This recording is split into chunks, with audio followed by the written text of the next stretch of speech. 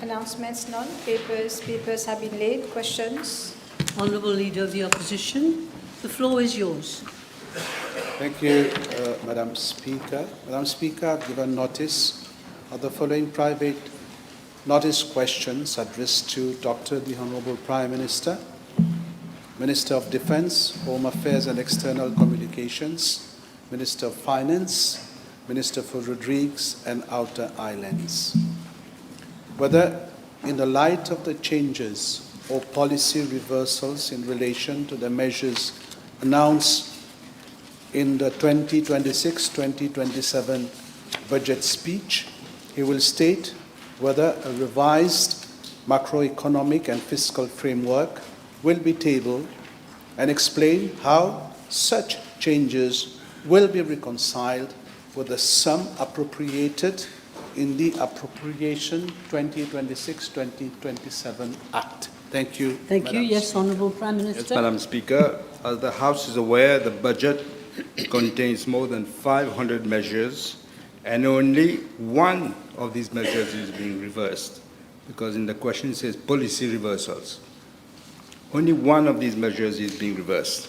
It is quite normal that there may be budgetary measures every year that do not get to be implemented or modified. This is sometimes due to conjunctural situations or deliberate policy actions. The impact on the budget of such occurrences is generally summed up in the budget outturned at the end of the fiscal year. Madam Speaker, Government has decided not to go ahead with the means test in the pension reform announced in the budget of 2026-2027. In the macroeconomic and fiscal framework, it was initially estimated that the budget deficit would be 3.7% and the public sector debt would be 85.6% of GDP. With the removal of the means test, it is estimated that there will be an additional spending of 6.2 billion rupees on state age pension, which represents 0.7% of GDP for the period January 2027 to June 2027. The full year impact would have been more than 1.5% of GDP if there were no mitigation measures that are being implemented. As I stated, Madam Speaker, in my reply to the private notice question of the 25th of June 2026, Government has already initiated a number of measures to make up for the higher expenditure expected from the removal of the means testing of the state for the state age pension and bring down the budget deficit and public sector debt. These include, first, a committee chaired by the Secretary to the Cabinet has been established to look into the reprioritization of the implementation of the capital projects while ensuring that economic growth is not adversely affected. The committee has already started its work. Second, another committee has been set up at the level of the Ministry of Finance, chaired by a Deputy Financial Secretary, to examine the expenditure of each ministry and to ensure that we act on the findings of the Director of Audit Report. A number of meetings have already been held with accounting officers of several ministries in areas where expenditure could be rationalized or being identified. Third, I will myself chair a steering committee on public sector efficiency to identify areas of duplication, inefficiency, and wastage. Every ministry and department will have to submit to that committee a concrete plan to improve efficiency without compromising delivery service. Fourth, the Ministry of Finance has set up a high-level committee to fundamentally review our overall tax system with a view to enhancing its fairness, efficiency, and international competitiveness. The committee, comprising of tax specialists supported by the IMF and other international experts, including Dr. Philip Baker, a renowned authority on taxation, who is also currently working with the MRA, they will start work next month. We expect them to implement the measures shortly upon completion of the review exercise, and we can expect a positive impact on revenues. Fifth, the Ministry of Finance is exploring the disposal of selected non-strategic assets, as well as the potential listing of certain state-owned enterprises on the stock exchange with a view to unlocking value and monetizing its shareholdings. 6, with regard to the CSG contributions, to facilitate a smooth transition, consideration will be given to continuing to credit part of the CSG contributions to the consolidated fund for a limited period before this practice is phased out entirely. Madam Speaker, as the House may be aware, the IMF carried out its annual Article 4 consultation mission to Mauritius in April and May of this year. That is, before the presentation of the budget. The Ministry of Finance has been in continuous discussion with the IMF after the presentation of the budget. In a spirit of transparency which characterizes this government, the IMF has been fully briefed on the fiscal impact and the measures being taken to mitigate the impact on the budget. The Executive Board of the IMF has already approved the Article 4 consultation staff report, and the report will be released, I believe, shortly.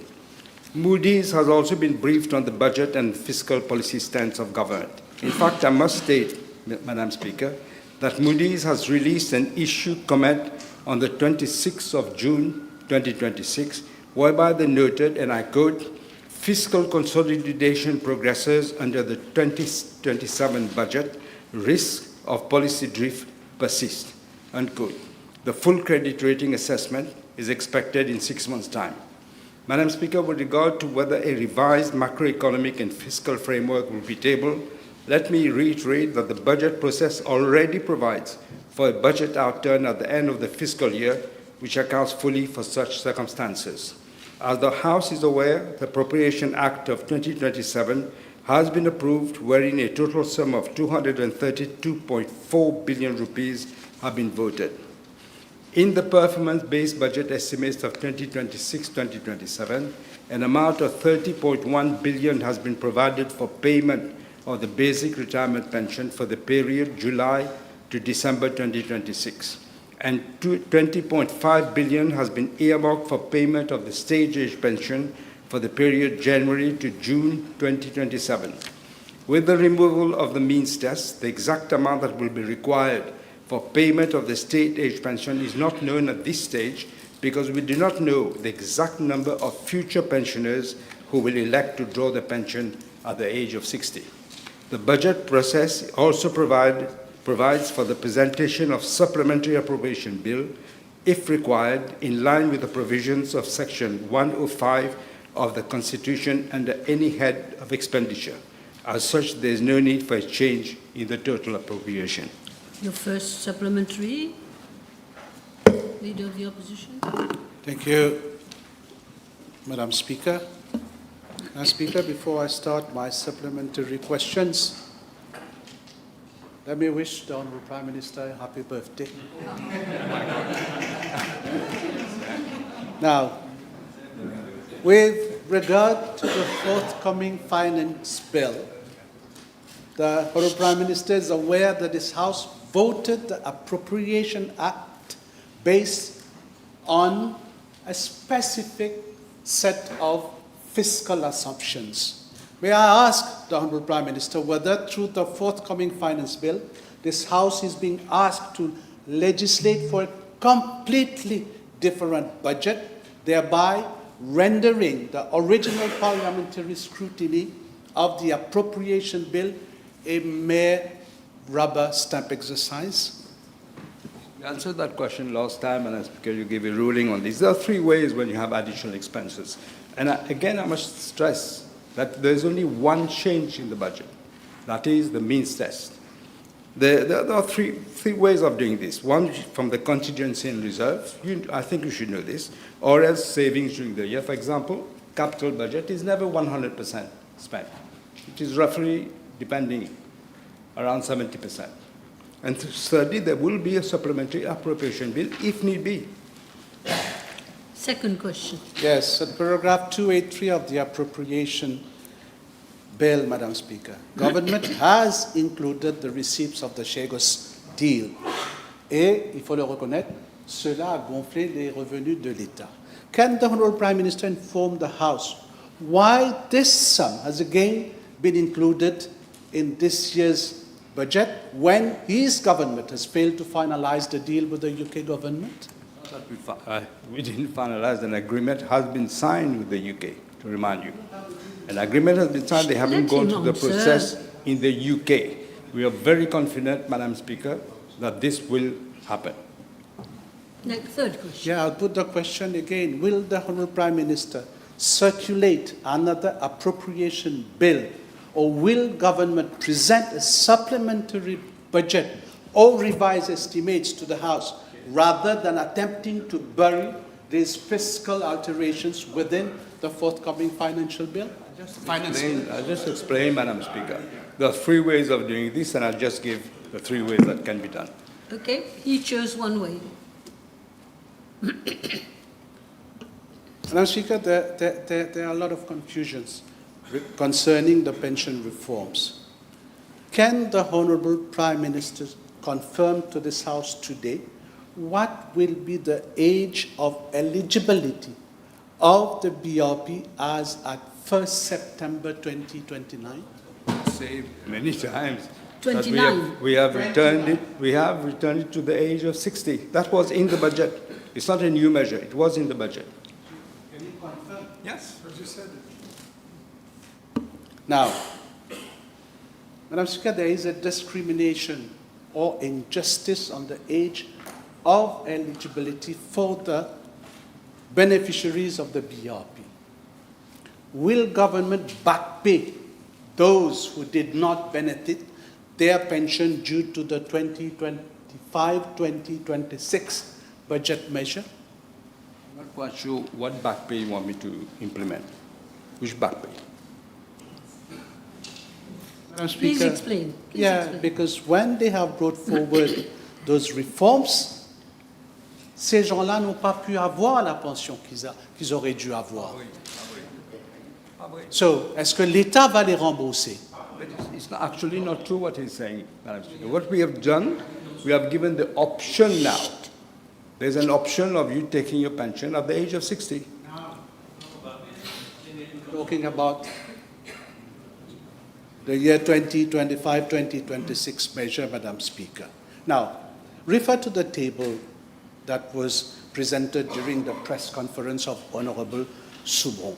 The sum of 13,107 has been announced for a 60-year-old person to benefit this amount in 2029, whereas a 60-year-old person will benefit an amount of 14,490 in September 2026. Do you find that normal, Honourable Prime Minister? It is normal in the sense that you have a sliding scale. If you want to opt to take your option, to take that option, to take your pension at the age of 60, obviously you will have a slightly reduced pension because you're taking it 5 years earlier. That is all. It's not all. Somebody will have 13,107 in 2029, whereas somebody in September this year, he will have 14,419. Now, can the Honourable Prime Minister... Exactly, let me Let him- explain. That is exactly the transition period. You have opted to take the pension earlier. You get a sum which is 14,490 in September 2026, and there is a sliding scale. So you Your get a lesser question. amount in 3 years' time. Now, can the Honourable Prime Minister inform the House whether he has been apprised of the massive legitimate outcry of citizens against his pension reforms, as demonstrated publicly this past Saturday? Will government backpedal completely on the pension reforms altogether? Question of doing that. Madam Speaker, we all know, and they know, that the basic retirement pension is unsustainable in its actual form. Now they're promising when they come, if ever they come back, they will continue on the same path of unsustainability, which brought the country in the financial abyss we find ourselves today. Now, I can't understand. They know it's unsustainable, but they want no reform, They are against mis-testing. So the question is, how would they pay? They will increase VAT on everyone. That's a possibility that they can do. They will increase taxes and further penalize the middle class. They will make health not free anymore. They will start cutting. You know, the budget for education, for health, is over 18 billion rupees at the moment. It will increase. That for education is 23 billion rupees. Where will you do the cutting, cut the costs?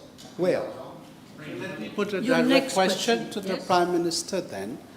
The Alliance du Changement promised an old age pension of 21,500 rupees. If now the Honourable Prime Minister maintains that a previous system was known to be unsustainable, then on what grounds, may I ask the Honourable Prime Minister, was this specific figure of 21,500 promised to the nation? Madam Speaker, unfortunately in Mauritius, it's not like in the UK. In the UK, the opposition are given all the figures of what is being done. Here we don't do this. Okay. Now, who knew? Who knew at the time? I don't know whether you knew. Whether you were in cabinet, you knew that the monthly interest payment on the debt is actually 2.5 billion rupees. And now it will be more. That is without capital payment. Capital repayment will be around 30.1, I think. No, sorry, interest payment in total per year for the financial year 2026-27 will be 30.1 billion rupees. And on that, you have the interest which you have to pay, plus the capital. Next question. Yes, thank you. Will the Honourable Prime Minister confirm whether he intends to make the determination of SAP increases binding by law requiring a majority in Parliament? As recommended by the Committee of Experts. Madam Speaker, every measure comes to the House to be voted. Next question. Not reply to my question, Madam Speaker. Earlier, the Honourable Prime Minister stated that he has set up a committee to explore the possibility of disposal of selected non-strategic assets. Can the Honourable Prime Minister inform the House which assets have been identified and whether workers will be laid off when those assets will be disposed? Madam Speaker, if you listen to them, they want to do nothing, leave things as they are, and continue the mess that they put this country into. I explained that there's a committee which is looking at what assets we could possibly dispose of. Okay, your friend is asking. Okay, carry on. Yeah, thank you, Madam Speaker. I'm just looking at the time. Now, may I ask the Honourable Prime Minister whether he will confirm that by materially altering this year's budget after the Appropriation Act has been passed without providing the House with a revised fiscal framework, he has compromised the transparency of the budgetary process and the confidence of this House in the government's fiscal management? Madam Speaker, I explained at the very beginning that in every budget, it happens that you decide to change your policy because sometimes the conjunctural situation, or you decide to deliberate policy action that you want to change. That happens. So I've explained such occurrences generally summed up in the budget outturn at the end of the fiscal year. I don't understand why you asked the question again. Okay. Honourable Duval. Thank you, Madam Speaker. Yeah, as the Prime Minister, with regards to the budget that was, the sums appropriated for the payment of the pension for this financial year, 2026-27, we see from the appropriation there were 30 billion for the BRP to phase out, and as from January next year, 20 billion for the SAP under the means testing. May I know the 20 billions that was budgeted?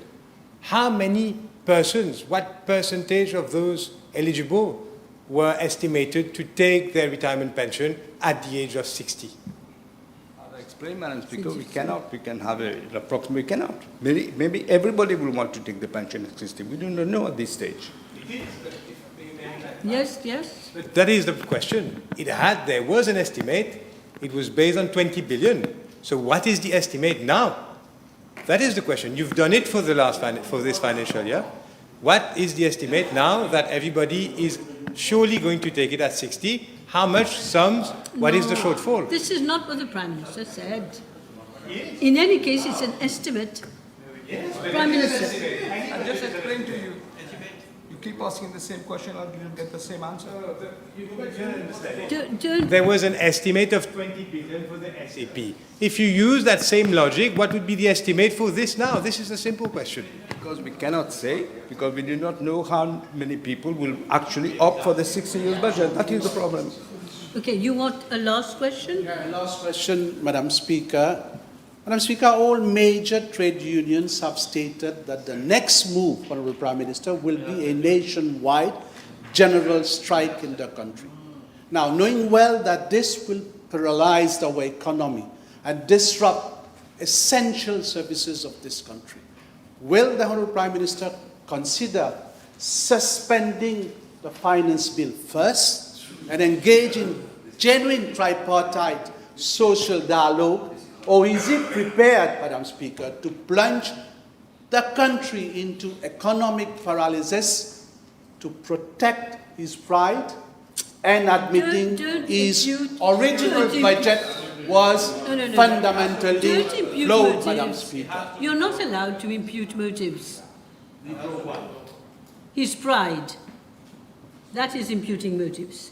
Yes. First of all, I did not hear the union say that they want to suspend the finance bill. You're saying that. I didn't hear the union say that. And secondly, there will be no change from what I have said. And that's it. Okay. Okay. Thank you very much, everyone. Now we go to questions. Questions. PMQT, please.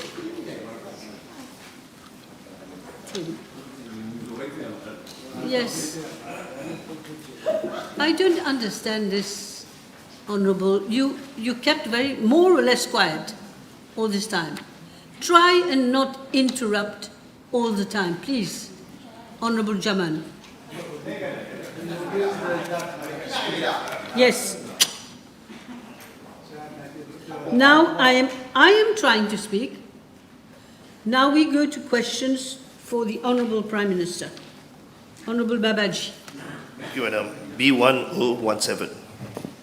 Madam Speaker, I'm informed by the Financial Crimes Commission that in the investigation into the case of alleged money laundering in dangerous drugs-related cases involving Mr. GM was in fact initiated in September of last year. On the 26th of February 2026, the Commission carried out a search operation at the residence of Mr. GM in Petite Rivière and seized a sum of 1,074,725 rupees in cash and 6 vehicles, and therefore proceeded to arrest him. On the 27th of February 2026, a provisional charge of money laundering was lodged before the District Court of Bamboo against Mr. GM, and he was remanded to police cell. On the 5th of March 2026, Mr. GM was released on bail upon furnishing 2 sureties amounting to 500,000 rupees and entered into recognizance of 3 billion rupees. Madam Speaker, the Financial Service Crimes Commission is pursuing its investigation into the money laundering case, financing of drug dealing and asset recovery. Thank you. Yes. Yes. Supplementary. Yes. Thank you. According to my information, Madam Speaker, there is a small team in that Petite Rivière village, and especially the family members of the said GM. They got fleet of transport and they are supplying Come with your question, please. hard drugs in the West. My question is, will the Prime Minister assure the House that there is no cover-up in the same investigation, and whether there will be more presence of the ADSU in the West, in that particular area? In that area. Yes. Yes, Prime Minister. The question is, we will take very harsh measures. If there are intervention, there are no intervention. We're not living in the MSM period where intervention was happening all the time. With this government, no intervention by whoever here. Secondly, ASU has already increased its patrol in that area. Patrol in that area. Okay, yes, Honourable Babulal. Thank you, Madam Speaker. B 1018.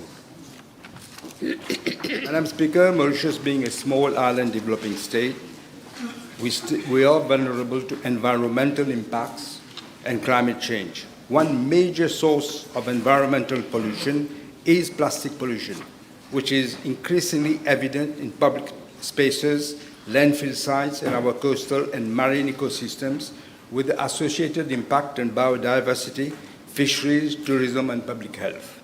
The flooding incidents which Mauritius has faced have clearly shown the significant amount of plastic waste that has accumulated in our environment and has been carried through drains and waterways. Our plastic waste is composed predominantly of plastic bottles and plastic food packaging. There is growing concern, Madam Speaker, about the footprints of plastic pollution.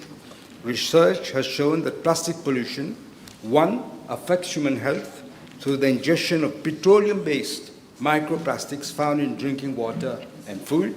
Secondly, it harms ecosystems by reducing soil quality and contaminating the freshwater and marine habitats. And three, causes injury through ingestion and entanglement, reduced reproduction, and death of marine and terrestrial animals. According to the Ministry of Environment, Solid Waste Management and Climate Change, the total waste generation in Mauritius is estimated at 518,300 tons.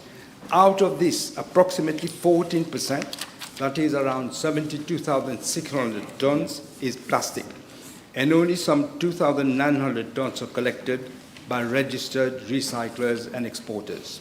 Immediate action towards the elimination of plastic is required to minimize damage to human health, marine life, and ecosystems. Madam Speaker, in the budget speech, I announced the extension of the current excise duty of 2 rupees levied per PET bottle containing water or soft drinks to plastic bottles containing other goods as from 1st of October 2026. The objective of this measure is to primarily encourage more environment-friendly consumption and manufacturing.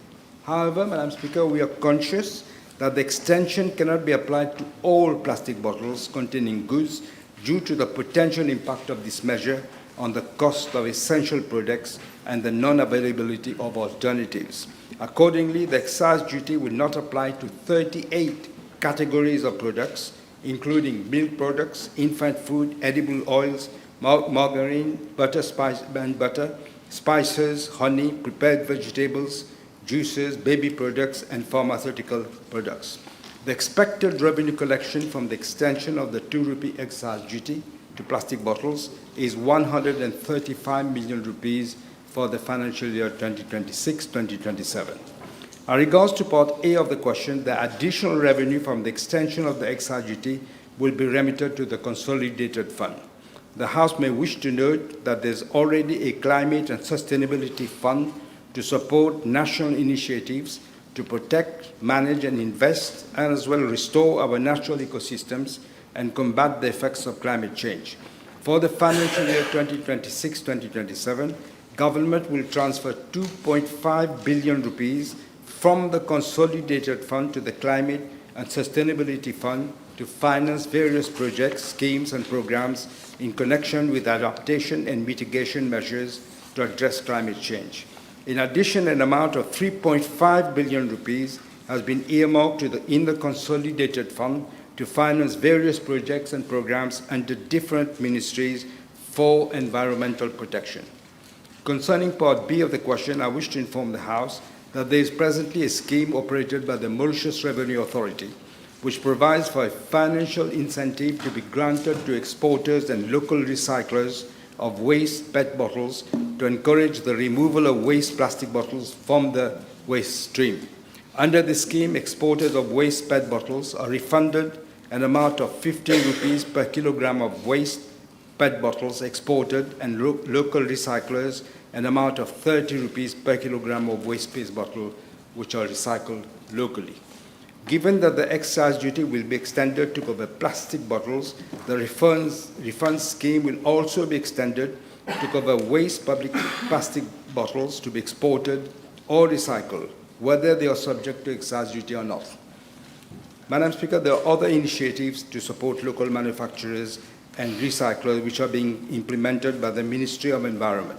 This includes the implementation of recommendations of a 10-year roadmap for a plastic pollution-free Mauritius through first the conduct of a baseline study on the types of plastic products that can be recycled, second the establishment of technical specifications and national standards for recycled plastic to ensure safety, functionality and quality, and third the provision of training to recyclers and local authorities on upgraded sorting, contamination, control and safety measures.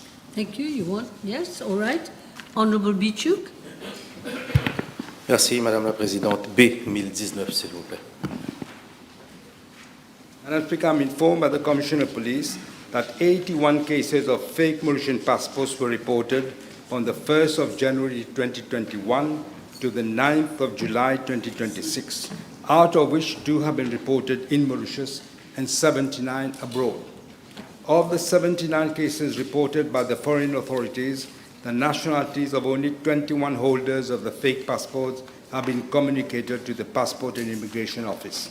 The 2 cases reported in Mauritius involve 2 Nigerians who have been arrested, and the cases are under investigation.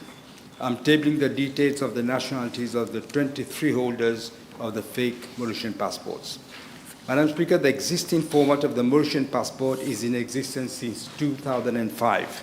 Government will be introducing the biometric passport, also known as e-passport, which will be equipped with advanced encryption and anti-tampering mechanism to facilitate the verification of the identity of the passport holder. Funds have been provided for in the budget of this year for the biometric passports. My office has already engaged with Singaporean Cooperation Enterprise under the existing Memorandum of Understanding for consultancy services on the e-passport project. The consultant will provide quality assurance and technical advisory services.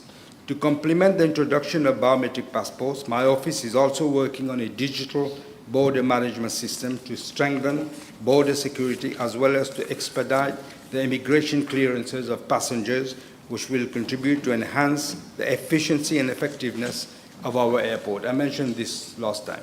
One component of the system will include the e-gates, which complements the biometric passport in its reading to confirm that the person presenting the passport is actually the legitimate holder of that passport.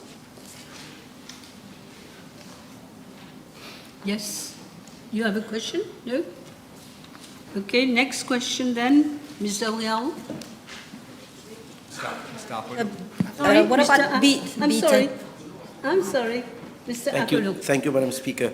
B 1020. 1020, that's it. In fact, Madam Speaker, this is a very good proposition, and I'm sure the Honourable Member will be glad to know that on the 29th of April of this year, the contract for the e-Government Gazette project has been awarded to Envision IT Limited for the total amount of 9,760,000 rupees, which includes maintenance charges for 5 years. The contract agreement for the project was signed on the 25th of May 2026. The e-Government Gazette project consists of a web-based e-Government Gazette, including its legal supplement and online library information service. Some of the components of the e-Government Gazette are as follows. 1, an online subscription to the Government Gazette, including its legal supplement for both local and international subscribers. 2, an online library comprising Government Gazettes, including, again, legal supplements, accessible to both local and international customers, but against payment where applicable. And 3, an online processing and payment for publications in the Government Gazettes. The contractual duration for the implementation of the project is 15 months, as from the 25th of May of this year. The e-Government Gazette is therefore expected to be functionable by September 2027, when all the services will be available online. You happy? Yes. Now it's your turn, Ms. Daougaro, Honourable. Yes. Ms. Daougaro. Yes. I'm avoiding Miss. It's So all I'm right. saying Ms. This is still fine. B 1021, please. Madam Speaker, national unity and social cohesion constitute the very foundation of our republic. Mauritius has long been recognized as a plural, democratic, and multicultural nation where diversity is in fact a source of our strength. Government remains firmly committed to preserving this legacy and to ensuring that every Mauritian, irrespective of race, religion, ethnicity, language, or social background, feels equally respected, protected, and included. Madam Speaker, there are comprehensive laws criminalizing incitement to racial hatred. Section 282 of the Criminal Code, using the media, electronic or online or social media by words spoken. Sections 16 and 17 of the Constitution, which provides for recourse to the Supreme Court if there is racial discrimination. The Equal Opportunities Commission and Tribunal dealing with complaints by victims, for example, racial discrimination, including discrimination in employment or discrimination by victimization. The laws are therefore to be executed by enforcement and regulatory authorities. And it is open, Madam Speaker, to anyone aggrieved by alleged propagation of acts inciting racial hatred to complain to the police or the authorities if he or she feels aggrieved or at risk. It is for the competent authorities, that is the law enforcement, police, DPP, and the courts, to assess whether any act or course of conduct exceeds the exercise of a person's fundamental right to freedom of expression and therefore constitutes an incitement to racial hatred. The object is not to police public opinion, but to protect social fabric of our rainbow nation while preserving to the largest possible space for legitimate expression. In a bid to oppress the previous government, closed access to social media and slowed internet debit. When we came to power, we vowed that never, never again should we allow our shared peace to be corroded by totalitarian minds. We condemned any attempt to muffle expression. This is an imperative in a multicultural and pluralistic democratic society. For these noble ideals, Madam Speaker, we rely heavily on the responsibility of one and all. But we must acknowledge that we face numerous challenges, especially when radicalization sets in the minds of a few and those who still do not realize that freedom of expression stops at the door of the freedoms of others. That is the baseline of a peaceful, diverse society is absolutely necessary to respect the views of other people's religion and other people's lifestyle. We have to respect all of that. Madam Speaker, I shall be ruthless against anyone, and I repeat, against anyone who jeopardizes national unity and social cohesion. Government remains resolute in its determination to preserve the unity of our nation and to ensure that Mauritius continues to be peaceful, inclusive, and a harmonious society. Any new measure must remain proportionate and consistent with the constitutional protection for freedom of expression. Yes, yes, Honourable. Yes, thank you. Can the Honourable Prime Minister confirm to the House whether the government has conducted any assessment of the prevalence of racial hate speech in Mauritius, particularly on online platforms? We actually have, and we have been moving, trying to, it's very difficult in Mauritius at the moment to be able to find out the source of this. So that is why I'm getting the help from the Indian government. First of all, we were told to approach the Maharashtra government to look at the cyber unit, to reorganize. We came here, but unfortunately, after a while, the price suddenly seems to have ballooned. I do not accept this, because we had agreed on one price. We cannot now have the price ballooning. We don't know why. So I asked them to stop the work. I went back. Last time I met Prime Minister Modi, I explained that to him, and he suggested that we deal directly with Delhi. Okay, next question. Would the Honourable Prime Minister consider implementing or developing a national strategy or action plan on combating racial hatred, racism, discrimination? It is unbelievable, Madam Speaker. We are in 2026, and still people don't understand that we are all children of the same God, and they still do persist in doing what they're doing. They will be harshly dealt with very soon. Okay. Honourable Babaji, I think. B1022, please. Madam Speaker, with regard to Part A of the question, I'm informed by the Commissioner of Police that from January 2026 to the 8th of July 2026, 1,560 cases of drug-related offences have been reported by the police. The total value of the drugs seized during that period is estimated at around 1.3 billion rupees. I'm tabling the information regarding the types of drugs seized during that period. I can read it, but it's a long list, Madam Speaker. Probably is better that I table. With regard to Part B of the question, as I've already stated in the House, the fight against drug trafficking is one of the major priorities of this government. Several organizations are working together and are taking different measures to address this drug scourge. The Commissioner of Police has informed that the police have increased patrols and crackdown operations conducted by different units in drug-prone areas.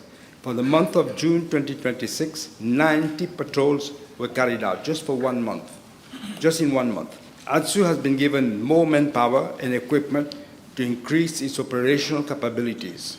ADSU is also working in close collaboration with the Financial Crimes Commission to disrupt the drug criminal network.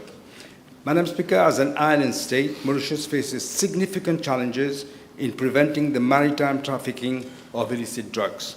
To reinforce coastal surveillance and improve the detection of illegal maritime activities, a new coastal surveillance radar system financed by the government of Japan is being installed and is expected to be operational by December of this year. At the international level, ADSU collaborates with the United Nations Office on Drugs and Crime, the US Drug Enforcement Administration, the UK National Crime Agency, Interpol, the Royal Canadian Mounted Police, and other agencies for intelligence sharing, capacity building, and cross-border investigations to combat transnational drug trafficking networks. Mauritius, Madam Speaker, has also partnered with India, the United Kingdom, France, and the United States to enhance our capacity for maritime surveillance and security. I'm informed, Madam Speaker, by the Director General of the Mauritius Revenue Authority that the MRA is undertaking the following additional measures to stop the smuggling of illicit drugs at the port and at the airport. First of all, they are purchasing 1 additional fast interceptor boat. The House may recall, Madam Speaker, that in September 2024, patrol interceptor boats of the MRA, I think 7 of them, I can't remember the exact figure, they were deliberately rammed into during the MSM regime, just to protect drug traffickers delivering drugs at the sea. That is the legacy of the MSM. 7 interceptors were just rammed into, and the person who did that was allowed to continue to work as if nothing. He was not taken to task because he had got, probably he was told to do that. Secondly, posting of MRE officers on high-risk vessels to check all persons entering and leaving the vessels. Thirdly, procurement of a mobile van scanner, which can be deployed all around the island.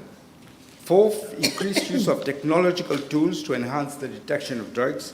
And then finally, the installation of a 1 low-bed palletized cargo X-ray scanner in the port, which will be there by the end of this year.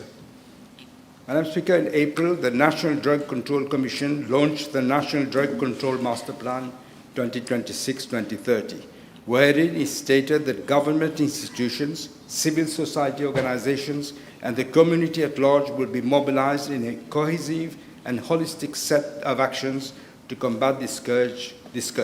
Activities under rehabilitation and prevention have already been initiated in collaboration with the Ministry of Ministry of Education and Human Resources to develop key school-based modules and policy measures on substance prevention. Second, the Ministry of Labour and Industrial Relations and Business Mauritius are coordinating for targeting workplace prevention. Third, the Mauritius Prison Service to enhance the counseling skills of prison officers. Madam Speaker, the government remains fully committed to adopting a comprehensive approach in the fight against drugs, combining robust law enforcement and border security measures with prevention, treatment, rehabilitation, and social reintegration initiatives. Yes, you're all right. Honourable Jamal. Question B 1023, s'il vous plaît. Madam Speaker, I'm informed by the Financial Crimes Commission that on the 14th of February 2025, police officers effected a search at the house of Mr. Chandadeo Uma, situated at Copan Lane, Terre Rouge, and secured a suitcase containing the following: 5.5 million rupees, comprising 3.3 million rupees in Mauritian rupees and 2.2 million in foreign currencies. That is, the total is roughly 5.5 million. Secondly, 7 lady wrist watches and 3 documents in the name of the former Prime Minister, Mr. Pravin Jagannath, and his wife. During the inquiry, 2 other suitcases and 1 bag, which contained a total sum of approximately 109 million rupees in local and foreign currency, were secured from the house and the office of one Mr. Josian Laval Dilawan. Madam Speaker, during both searches, police secured a total sum of around 114 million rupees, 7 lady wristwatches, and documents, as I said, in the names of the former Prime Minister and his wife. On the 15th of February of 2025, Mr. Chandradeo Uma, Mr. Josian Laval Dilawan, and Mrs. Devyani Nakchedi Ramcharan and Mr. Pravin Kumar Jagannath were arrested for money laundering offences in breach of the Financial Crimes Commission Act. Mr. Chandradeo Uma and Mr. Josian Laval Dilawan appeared before the court on the 16th of February 2025 and were remanded to police cell. On the 17th of February 2025, they appeared before the District Court of Pamplemousse, where a provisional charge was lodged against them.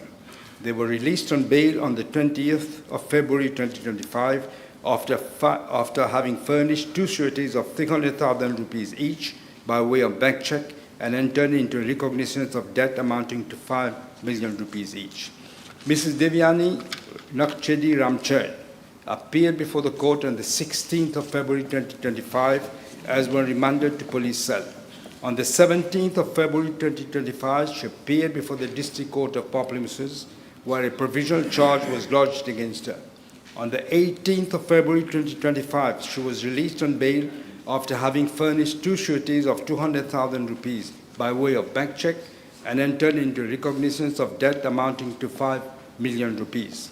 Madam Speaker, Mr. Pravin Kumar Jagannath was also arrested on the 15th of February 2025, and he appeared before the court on the 16th of February 2025, but was released on bail on the same day. On the 17th of February 2025, he appeared before the District Court of Pamplemousse, where a provisional charge was lodged against him. He furnished 2 sureties of 750,000 rupees by way of bank check and entered into recognitions of debt amounting to 5 million rupees. I'm informed, Madam Speaker, by the Financial Crimes Commission that due to the sensitivity of the case, further information on the ongoing investigation cannot be communicated. Yes, one question. Can the Honourable Prime Minister inform the House whether the FCC is enough equipped, has a required technical expertise and manpower to carry such cases, as there is a long list of cases pending at the level of the FCC? That is actually the case, and I think I must accept what the Honourable Member is saying, that we need experts to deal with all those things. They're not trained enough for that. That is why we have people from former Scotland Yard officers who are actually helping them, assisting them in the inquiry. Okay, next question, Honourable Kazan. Thank you, Madam Speaker. B 1024, please.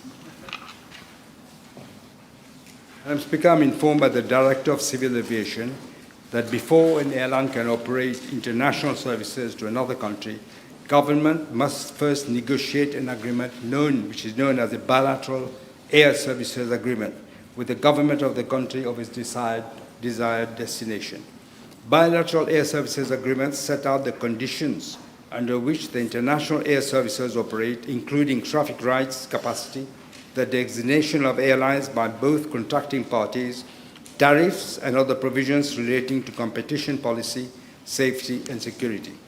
To date, Madam Speaker, Mauritius has concluded bilateral air services agreements for scheduled air services with 60 countries, out of which 35 agreements have been signed. Furthermore, Mauritius has signed a memorandum of understanding on air services with Dubai and 3 code-share agreements with Canada, Chile, and Japan.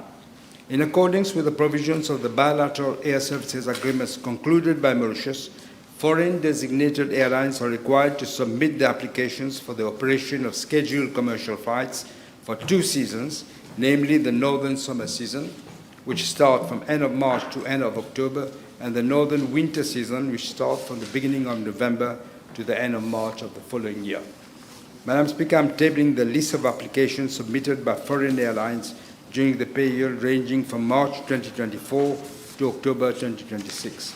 The House may wish to note that during the said period, applications have been received from 6 new foreign airlines to operate commercial flights to Mauritius, namely World to Fly from Spain, ITA Airways from Italy, Indigo from India, Ethiopian Airlines from Ethiopia, Airlink from South Africa, and Cobra Aviation from South Africa.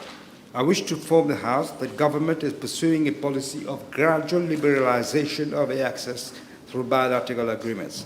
This approach aims to enhance air connectivity while ensuring fair and equal opportunities for the continued development and growth of our national carrier, that is Air Mauritius Limited. Madam Speaker, air connectivity is extremely important for the development of our country. Any decision for opening up our airspace to any airline would be taken after a thorough assessment has been made as to the benefits that may accrue to Mauritius from such an agreement. Thank you. Yes? I ask the Honourable Prime Minister whether the assessment will include also a market competition assessment. Yes, he will assess everything, including the market. Okay, last question. Chief Whip. Je vous remercie, Madame la Présidente. B1025. Madam Speaker, in regard to Part A of the question, I'm informed by the Commissioner of Police that on the 15th of March 2023, a request was received from the then Ministry of National Infrastructure and Community Development for the provision of surveillance cameras in the underpasses which fall under the purview of the Road Development Authority, including Triano Underpass, which is included in that. Since the images captured in the cameras would require constant surveillance, a request was also made for the cameras to be integrated to the Safe City network and for monitoring by police. I'm further informed that the Intelligent Video Surveillance System cameras under the Safe City project have already been installed over strategic locations island-wise, and the project has been completed in this respect, and given that the current Safe City cameras are not designed to operate in underpasses and footbridges, Mauritius Telecom, which is the service provider for the Safe City Surveillance Network, is in the process of working on the new technical specifications. Since the existing Safe City network is a closed system, any extension thereof to cover the underpasses and footbridges would have to be undertaken at the new project with technical specifications for the surveillance cameras. Meetings have accordingly been held between the Police Department, the Road Development Authority, the Central Electricity Board, and Mauritius Telecom to work out the technical specification and cost estimate for its implication. Madam Speaker, in regard to Part B of the question, I'm informed that there are 7 underpasses across Mauritius. The 2 underpasses at Koda are covered by private CCTV cameras. Police undertake regular patrols in the vicinity of the remaining underpasses, which are covered by nearby Safe City surveillance cameras where available. Yes, one question and that will be it. Just one. Thank you, Madam Speaker. I thank the Honourable Prime Minister for his answer. In view of the recent security concerns and incidents, il y a eu une tentative de viol sur une femme de 21 ans dans le tunnel de Trianon.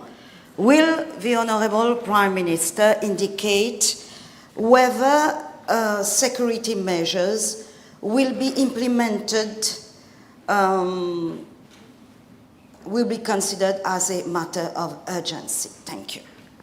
It's certainly the case, Madam Speaker. That is why we are working on the technical aspect of the project, because we want to put safety cameras there, but also increase patrols in those areas, especially the case what you just mentioned. Okay, thank you very much.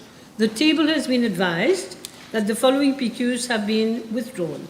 B126, 1034, 1030, 1038, 1036, 1037, 1041, 1028, 1033, 1035. Thank you. Now we go to questions to ministers.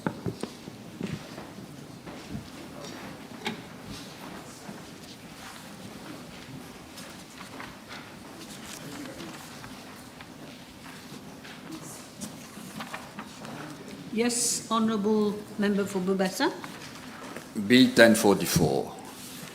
Madame le Speaker, the Electoral Manifesto de l'Alliance du Changement of 2024 indeed contains a proposition to set up a free insurance package, including a medical insurance cover for national athletes.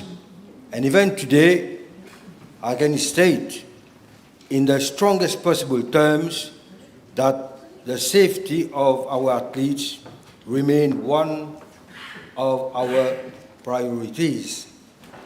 Thus, any scheme, project or program that can benefit our national athletes, including a medical insurance cover, as our consideration. I would like to inform the House that this matter has already been discussed, and the high-level sport unit of my ministry has been tasked with the responsibility of looking into the setting up of a medical scheme for national athletes, the improvement of the existing athlete welfare scheme, and other innovative measures that can improve the protection of the sporting community. The House may wish to be informed that, in parallel, Section 6(1)(d) of the Sport Act 2016 requires national sport federations to make appropriate arrangements for accident insurance covered for their licenses and officials during competition, as well as for athletes undergoing training with their national squad. Madam Speaker, with a view to supporting national sport federation and sport organization in fulfilling this important obligation, my ministry provides financial assistance to them to meet the cost of insurance coverage. The responsibility is on the federation regarding the quantum for the group personal accident insurance cover. In addition, my ministry has put in place a group personal accident insurance policy for participants in sporting events organized under its aegis for the period 1st January 2026 to 31st December 2026. Provision has been made by my ministry to provide accident insurance coverage up to 2,000 participants in the event of accident, injury, or death arising from activities engaged by my ministry. Madam Speaker, my ministry will continue to work closely with National Sport Federation and other stakeholders to ensure that the existing support mechanisms are effectively implemented for the benefit of our athletes.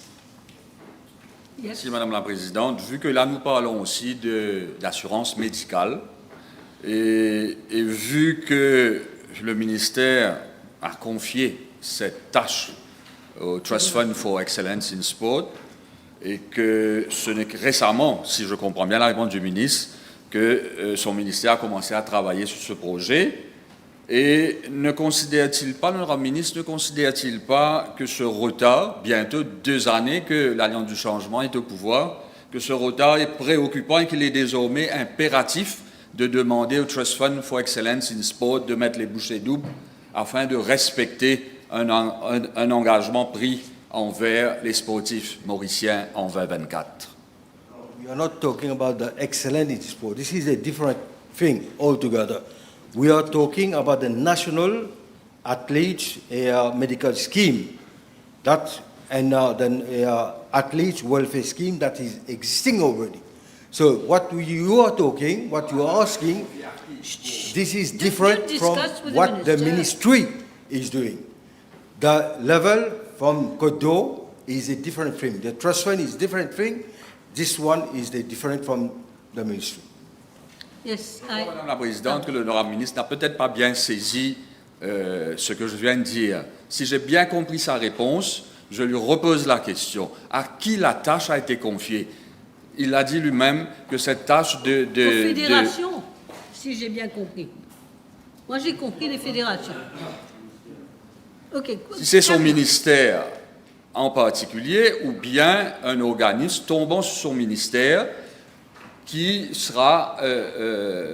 a eu la tâche d'aller de l'avant et de faire aboutir ce projet. Est-ce qu'il peut confirmer? I rightly pointed out, Madam Speaker, that the ministry who is undertaking the responsibility to look into the scheme. We have a scheme that is updating.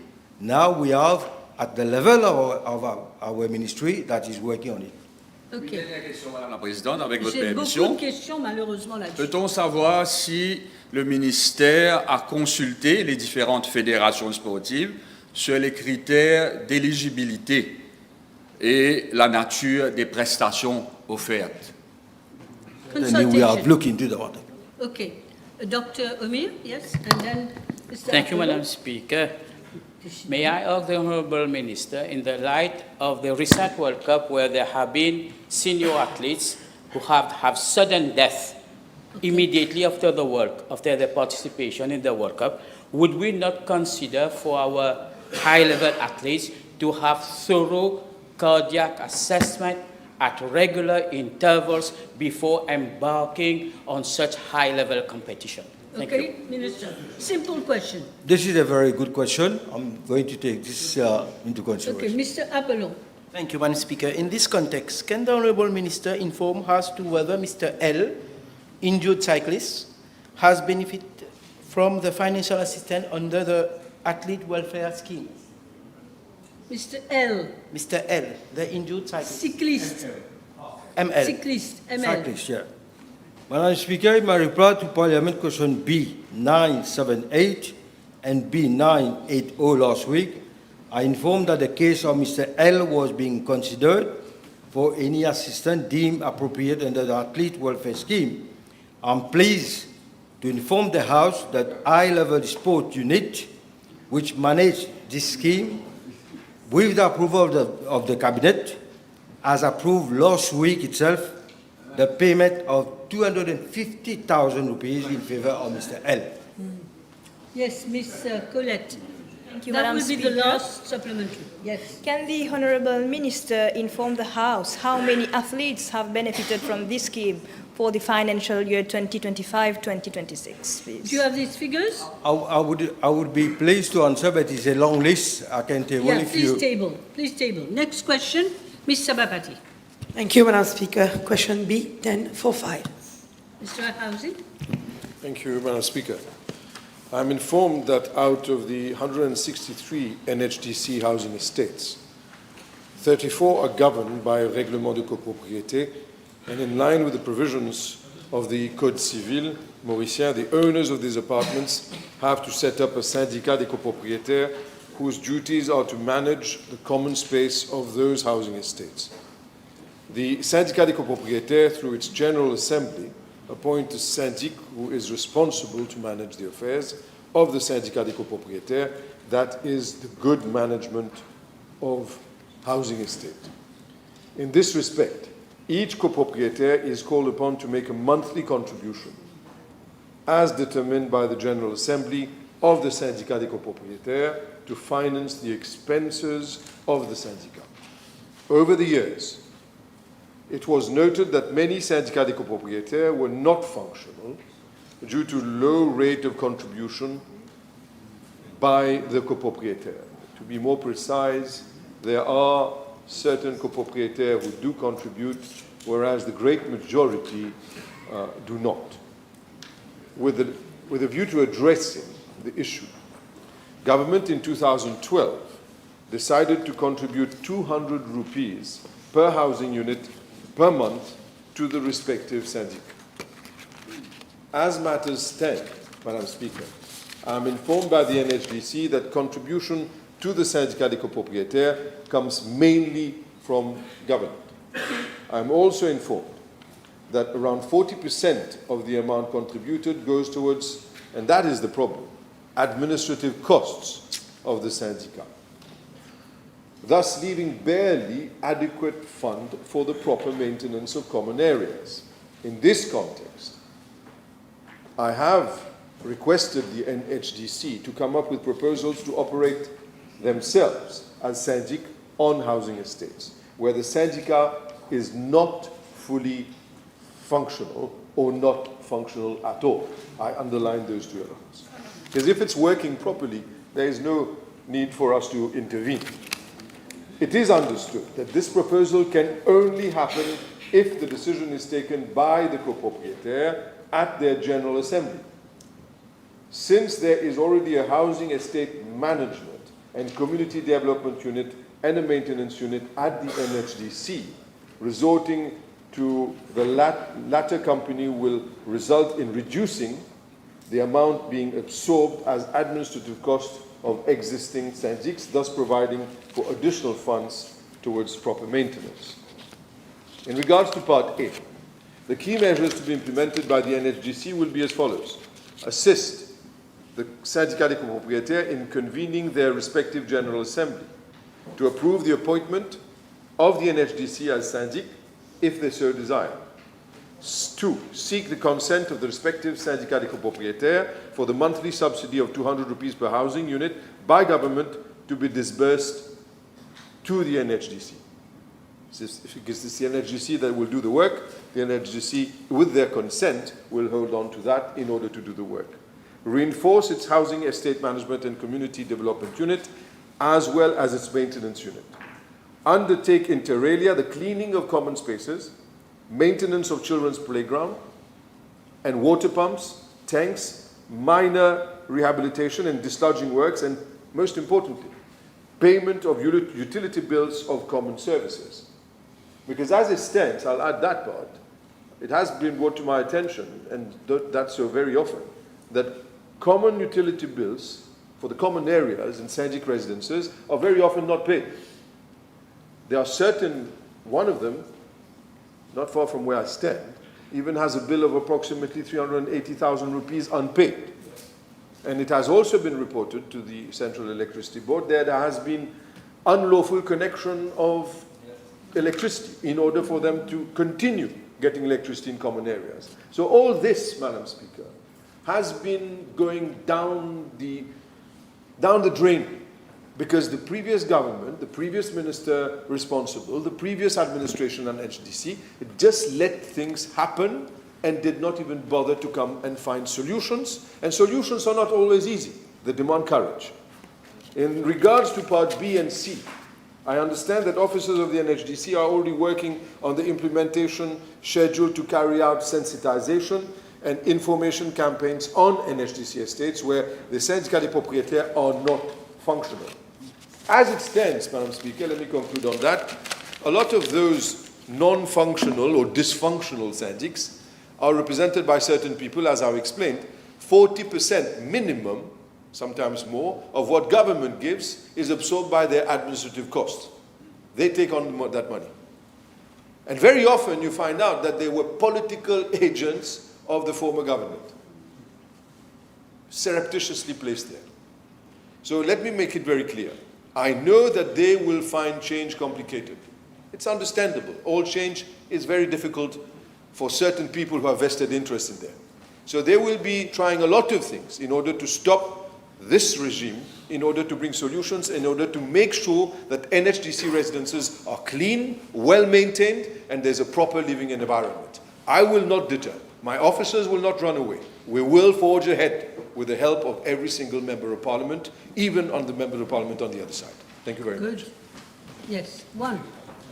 Thank you, Madam Speaker. Can the Honourable Minister give any indication on how financial matters will be handled by the Syndic and whether residents of NHDC complexes will be made to contribute any sum? If so, the amount, please. Thank you.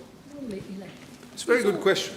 And the exercise that we've carried out already at the level of the ministry, together with officers and management of the NHDC, also with the new housing estates of the NSLD, there will be 14.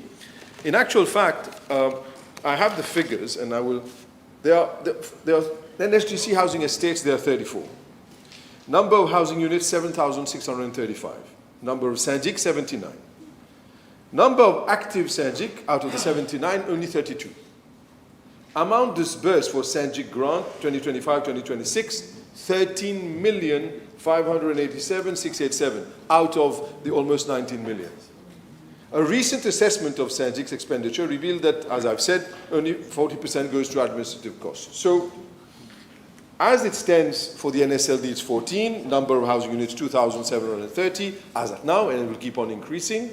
So, what we're going to do is, yes, one size doesn't fit all, Madam Speaker. There are certain residences that require, there are less common areas, less areas in order to upkeep, and do not require such contribution. And where it does not require such contribution, whatever government gives, ever since it started in 2012, will continue. And if they decide to resort to our services of the NHDC, it will be managed. If there is a need pour faire des appels de fonds for other work, as in normally it is done, it will be done. But there are certain people who don't pay a penny. And there was a question. What happens if those who are now owners of those apartments, who can sell it and make a profit, who can benefit from subsidized government property, but they do not pay a penny with regards to upkeep? What do we do? There are people who have suggested that we consider other means and measures in order to take the money from an electricity bill, for instance, or to be able to have certain people who refuse to pay consistently, in spite of being able to pay, just out of pure negligence. They don't want to pay. Being antisocial. Do we have the Syndic take them to court, as it normally should be, according to the Civil Code? There needs to be discipline, because the majority want a good living environment. And it is not because a small number of people mess things up that we're going to keep quiet. Okay, maybe not more long answers, Minister. In case you may be able to make a statement. It's so important. Yes. Thank you, Madam Speaker. May I ask the Honourable Minister, what services will the new Syndic scheme propose? What? New services? New services. Yes.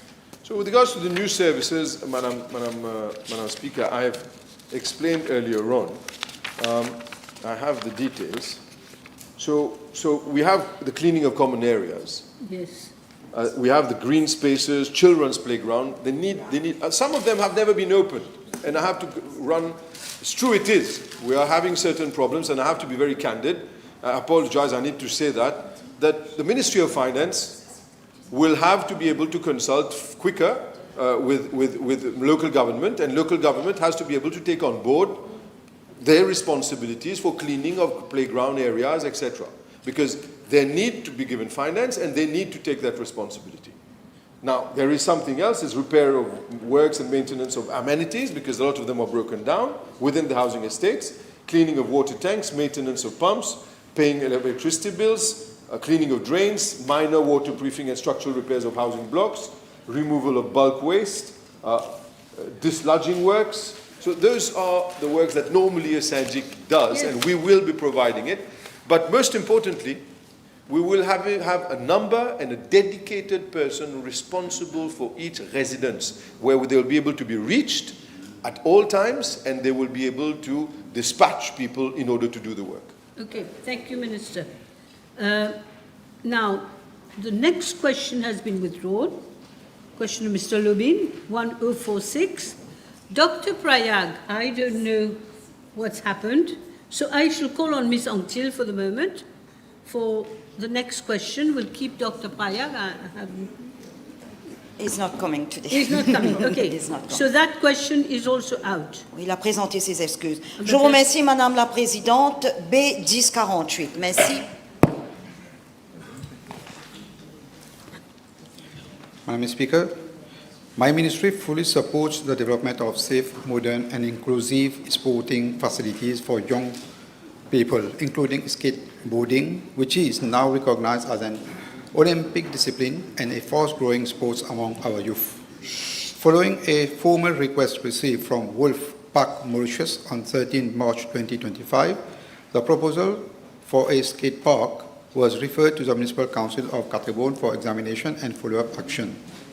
Since then, the Council has engaged in consultation with representatives of the association and has actively facilitated the skateboarding activities within its premises, including the Go State Skateboarding Day event held on 21st June 2026, which is an internationally recognized day for the promotion of skateboarding worldwide.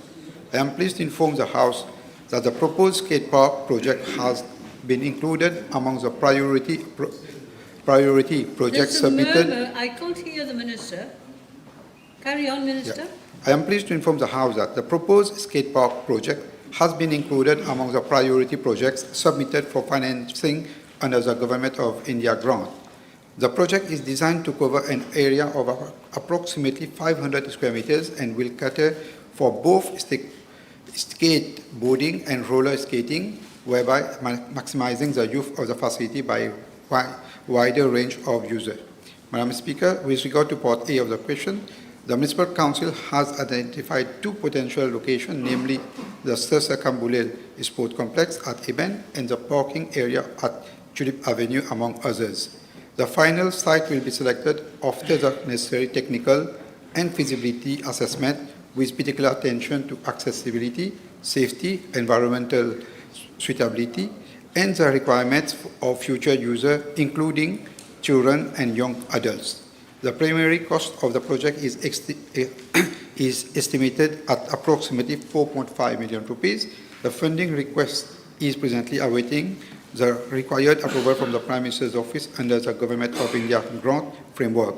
Once approval is obtained, the Municipal Council will proceed without delay with the preparation of the project document, the procurement exercise, and the implementation construction works strictly in line with the applicable procedures and regulations. Madam Speaker, with regard to Part B of the question, consultations with Wolf Park, Mauritius have already started and will continue throughout the design and implementation stage. Other relevant stakeholders, users, and technical experts will also be consulted to ensure that the facility complies with recognized safety standards and responds effectively to the needs of the expectation of the local skateboarding communities. Okay, one question for the moment. Je vous remercie, Madame la Présidente. Au nom des jeunes de Belle-Rose, Quatre-Bornes, le docteur Boulel, le Deputy Speaker, l'honorable Veda Balamoudi et moi-même, nous remercions l'honorable ministre pour sa réponse. Le ministre peut-il préciser à la Chambre si Maurice dispose des compétences techniques requises pour la conception de ce projet ou si le recours à une expertise étrangère, notamment réunionnaise, est envisagé? Je vous remercie, Madame la Présidente. Short and sweet, Minister. Yeah. Madam Speaker, I wish to inform the honourable members that the Council does not have in-house specialists in skate park facilities, but the Municipal Council will therefore work in close collaboration with a specialist in close collaboration with the experienced local skateboarding association. We do have an association. We will work. And they're experts. They are experts. Okay. So we will work in collaboration with them. Yes. Je vous remercie, Madame la Présidente. Le skateboard étant une discipline olympique, le ministre peut-il indiquer si son ministère envisage une collaboration avec le ministère des Sports afin d'offrir aux jeunes des infrastructures adaptées leur permettant de s'entraîner et de développer leur potentiel? Je vous remercie, Madame la Présidente. easy. Yeah. Madam Speaker, my ministry is already working in close collaboration with the Ministry of Youth and Sport. I am sure that Honourable Devanagam will give a helping hand for the promotion of this skateboarding. Very good. Thank you very much. I will have a last question from Mr. Francois. Thank you. B/1049. Madam Speaker, I wish to inform the House that over the past 5 years, 4 applications for environmental impact assessment license for private undertakings have been received at the level of the Ministry. Out of these 4 applications, 3 environmental impact assessment licenses have been issued. One application, namely the proposed Balao Bay Small Hotel Development at Ansali, Rodrigue, by Société Civile Balao Bay, has been withdrawn at the request of the proponent on the 5th of October 2023. It is to be noted that no application for environmental impact assessment license for public undertakings have been received at the level of my ministry over the past 5 years. I am tabling a list of applications for environmental impact assessment license applications for Rodrigues from 2021 to date, which have been processed by my ministry.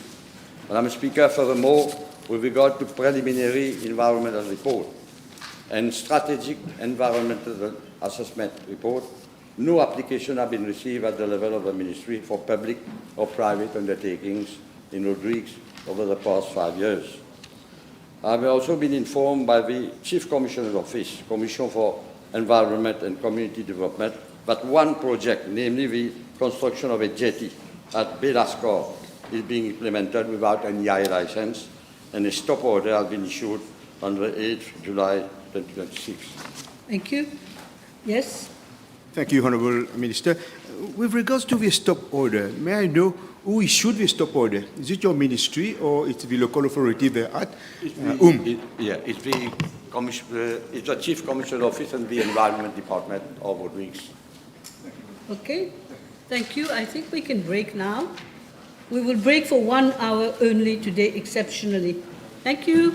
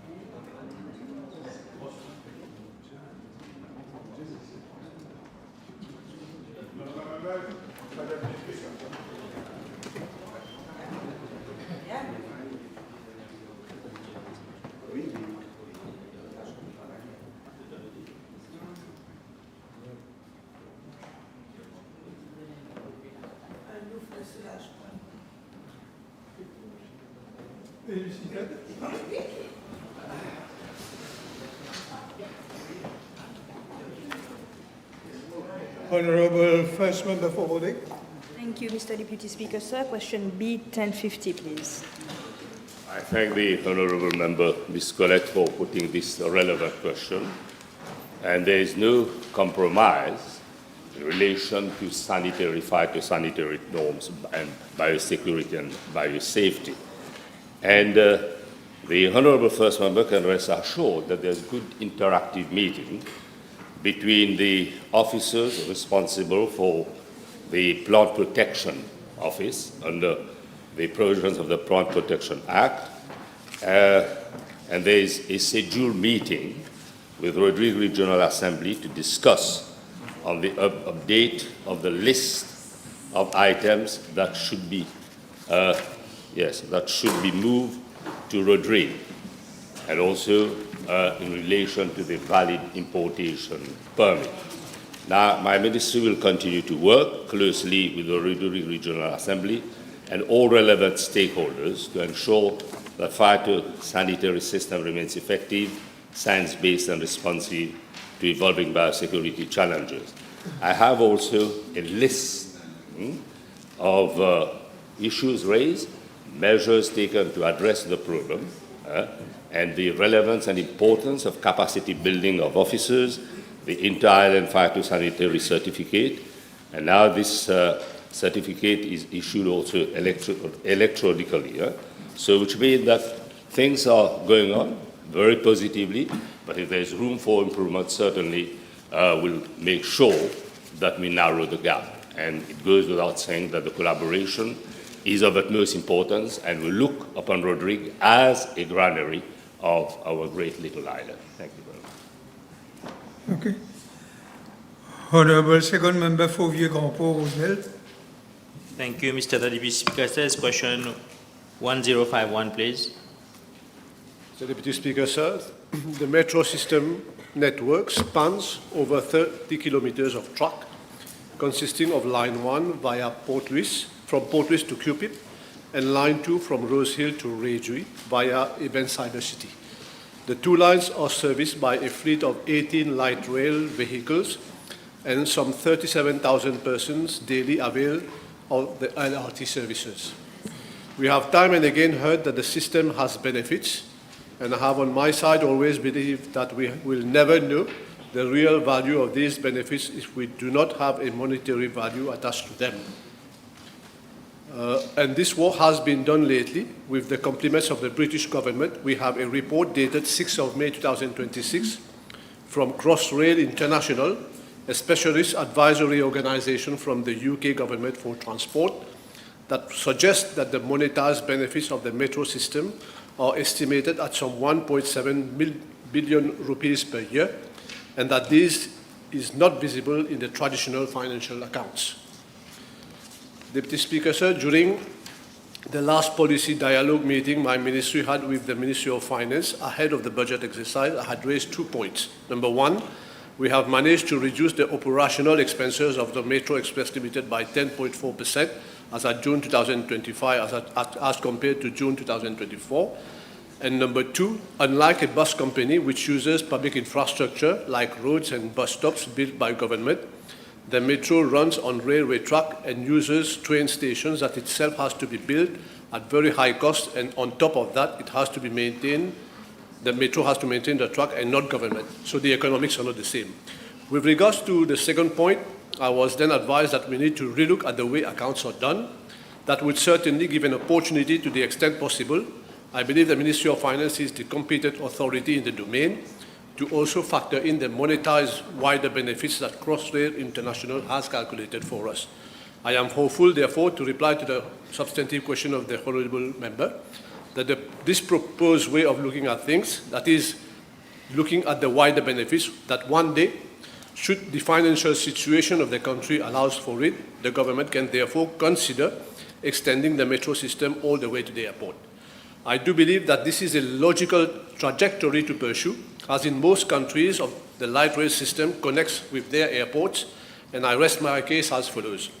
During the last courtesy call he paid to me last Wednesday, I asked the High Commissioner of Mauritius, Singapore, the High Commissioner of Singapore to Mauritius, the specific question on metro system and airports. I had the opportunity to ask him this question because I took the opportunity to ask this question because he's also the chairman of the Changi Airport Group, for which extension is currently being carried out for phase 5. He confirmed that Singapore metro system goes to the airport as well. In our country, it is sad that the previous government did not consider this as a priority. Instead, they went to Côte d'Or and Saint-Pierre for obvious reasons. Finally, this project was abandoned because the Exim Bank of China had pulled out of this project because of serious flaws in their procurement procedure. Further, in the substantive question, Deputy Speaker, sir, of the Honourable Member, I understand from information obtained from the Ministry of Housing and Lands that there are 2 ex-railway tracks in the southeastern and southern regions spanning from Cupip to Bovalo and Mayberg and from Cupip to Suyak. Although part of the required land may be available as preservation was well done, the extension of the services of the Metro Express Limited to these regions imply huge investments which cannot be envisaged at present or in the short term due to the dire economic situation. For a better understanding of the magnitude of the financial implications, MEL has indicated that the construction for phase 4 from Réduit to Côte d'Or stood at approximately 1.7 billion rupees per kilometer in 2023. That is 1.7 billion rupees per meter, which is quite a huge figure, while the procurement of a single light rail vehicle, meaning the train, costs around 250 million rupees. Deputy Speaker, sir, to end, my ministry has launched an international bidding exercise for consultancy services for the development of the 20-year land transport master plan with the support of the UNDP, and this question will be taken on board. That is further extension, including to the airport. Yes. Thank you, Mr. Deputy Speaker. So I thank the Honourable Minister for his reply.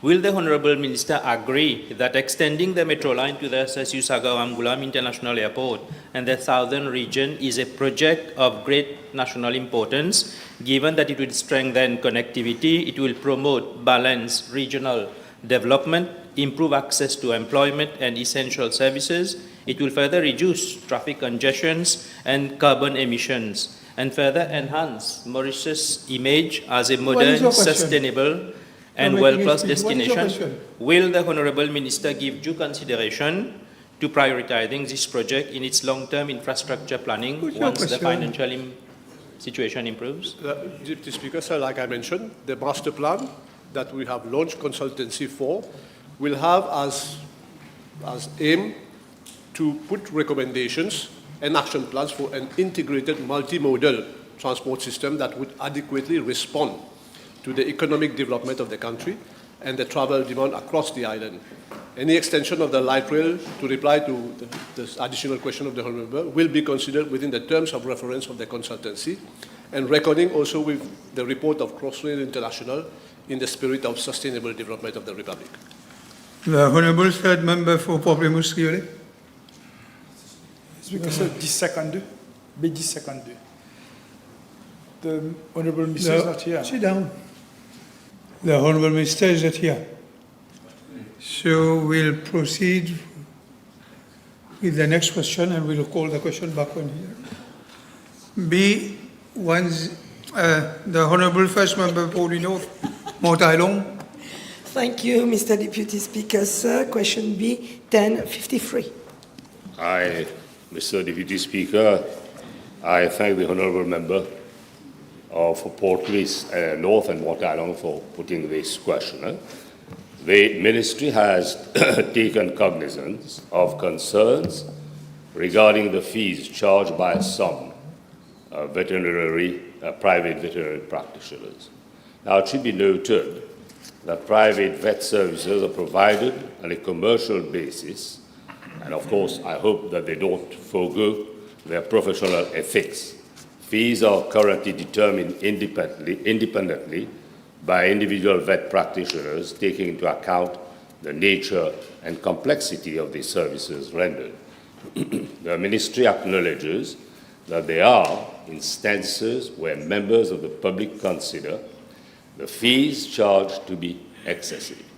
However, it should equally be recognized that there is presently no statutory fee schedule or legislative provision empowering the Ministry or the Veterinary Council of Mauritius to regulate or prescribe fees for vet services offered by private practitioners.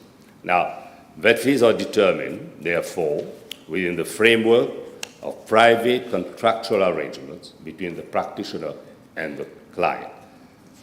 In this respect, I wish to inform the House that a committee is being set up to work on amendments to be brought to the Veterinary Council Act of 2020 governing the veterinary profession.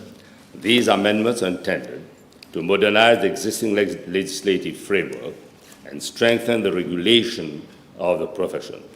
Among the key issues under consideration are provisions relating to the registration of foreign veterinary practitioners who satisfy the prescribed professional standards and eligibility requirements.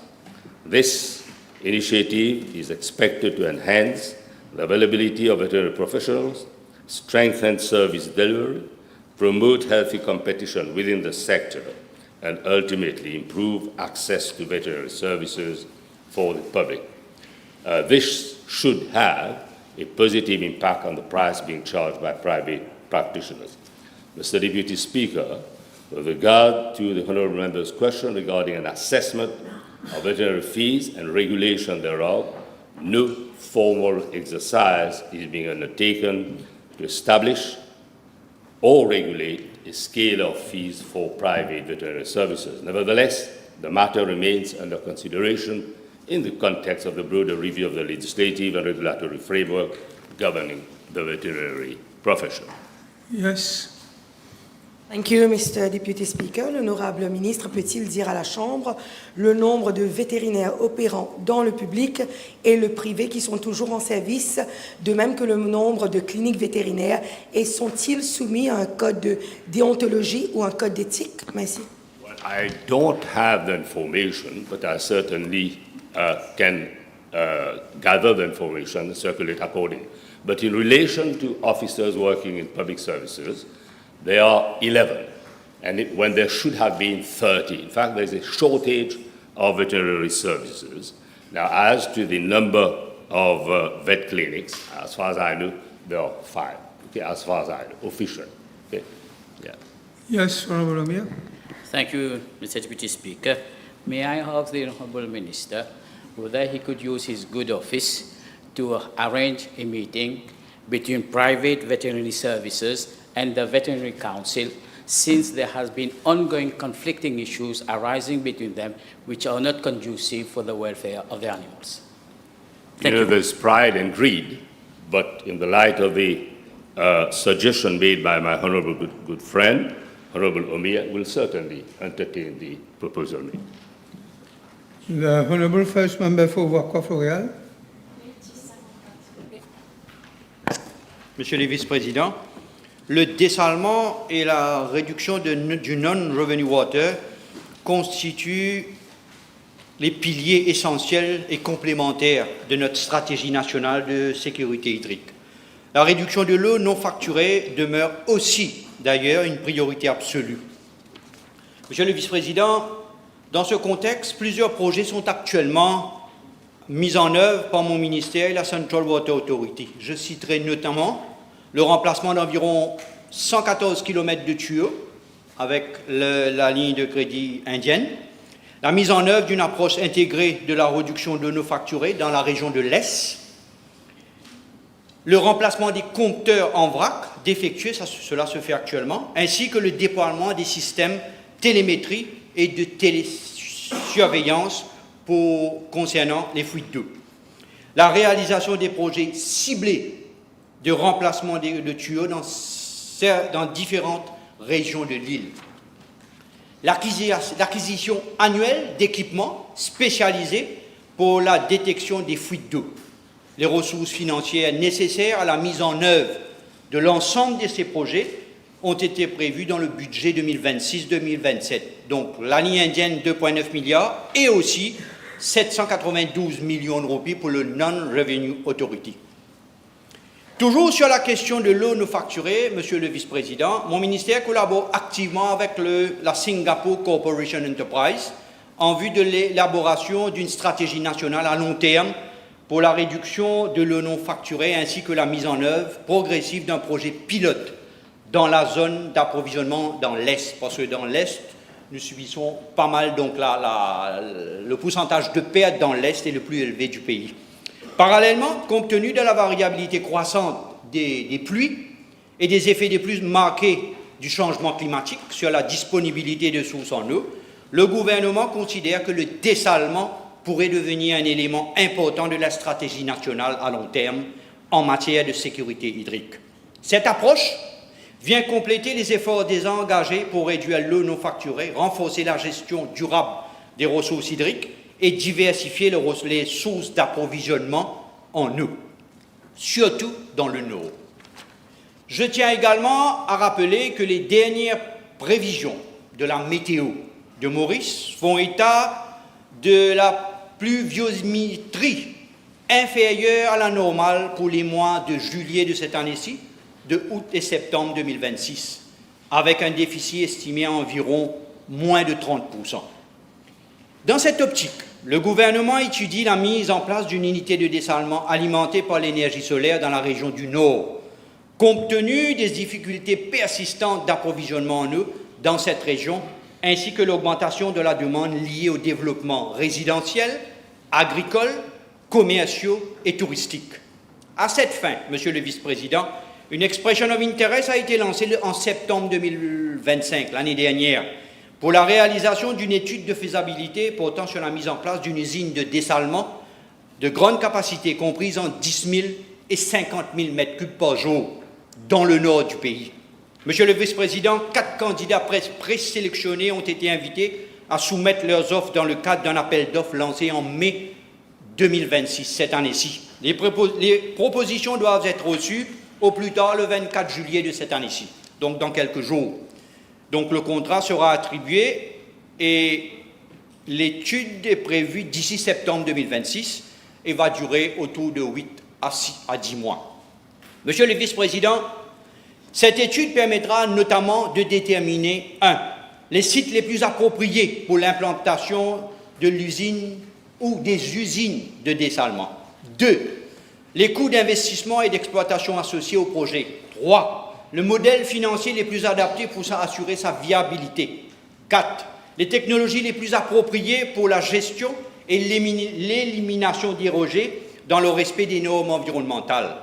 Par ailleurs, l'assistance technique des autorités marocaines et saoudiennes ont été sollicitées compte tenu de les expertises reconnues dans le domaine du dessalement à grande échelle.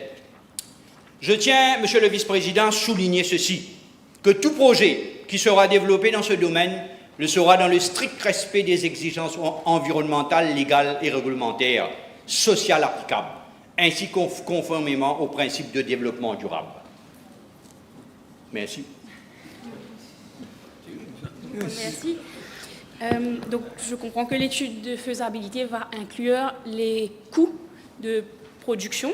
Est-ce que l'honorable ministre pourrait nous dire si l'étude de faisabilité va aussi inclure une analyse pour comparer le coût de réduction du non-revenue water avec celui de la construction et de l'exploitation d'une usine de dessalement? Oui, certainement. Certainement que dans l'étude que nous avons demandée, comme je l'ai dit un peu plus tôt, Monsieur le Vice-président, les coûts d'investissement et d'exploitation associés au projet, bien sûr. Et je dois dire que nous n'avons pas d'expérience dans la matière. Donc les Marocains et les Saoudiens nous aident. Mais ceci dit, le non-revenue water est un secteur dans la CWA qui a été démantelé les 5 dernières années.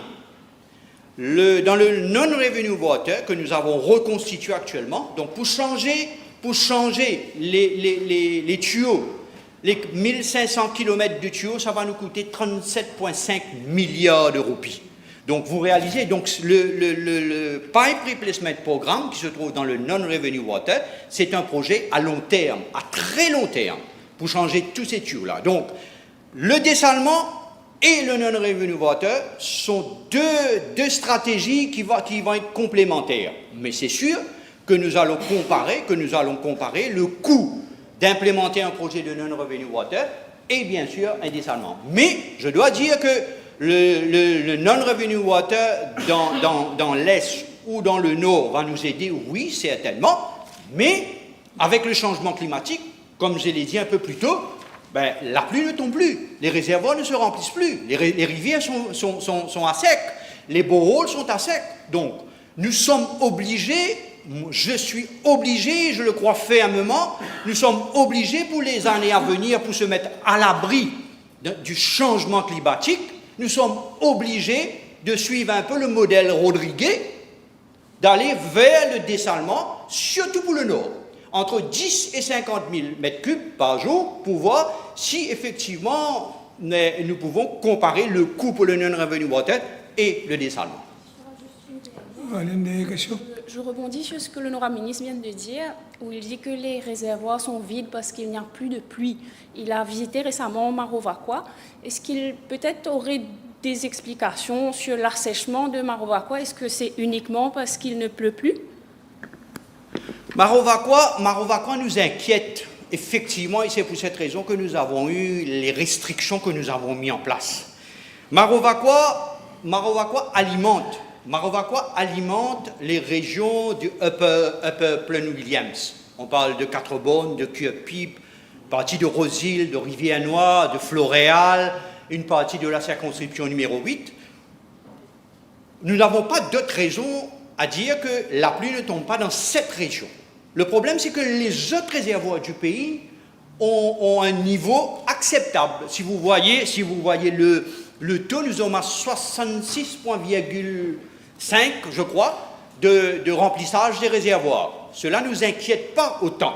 Mais notre souci à nous, malheureusement pour le pays, nous n'avons pas le système Rodriguez, la colonne vertébrale des réservoirs. Donc, nous ne pouvons pas prendre de l'eau d'un réservoir pour emmener à Marovakwa. Donc, Marovakwa nous inquiète parce que, drastiquement, Marovakwa est descendu à moins de 50%, 45%.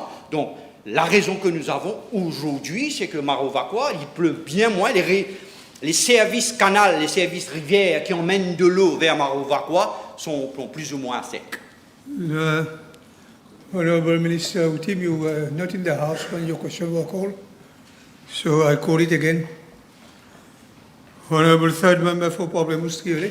Thank you, Mr. Deputy Speaker, sir. Bid 10 First of all, Mr. Deputy Speaker, sir, let me humbly apologize for not being present at the time the question was originally asked.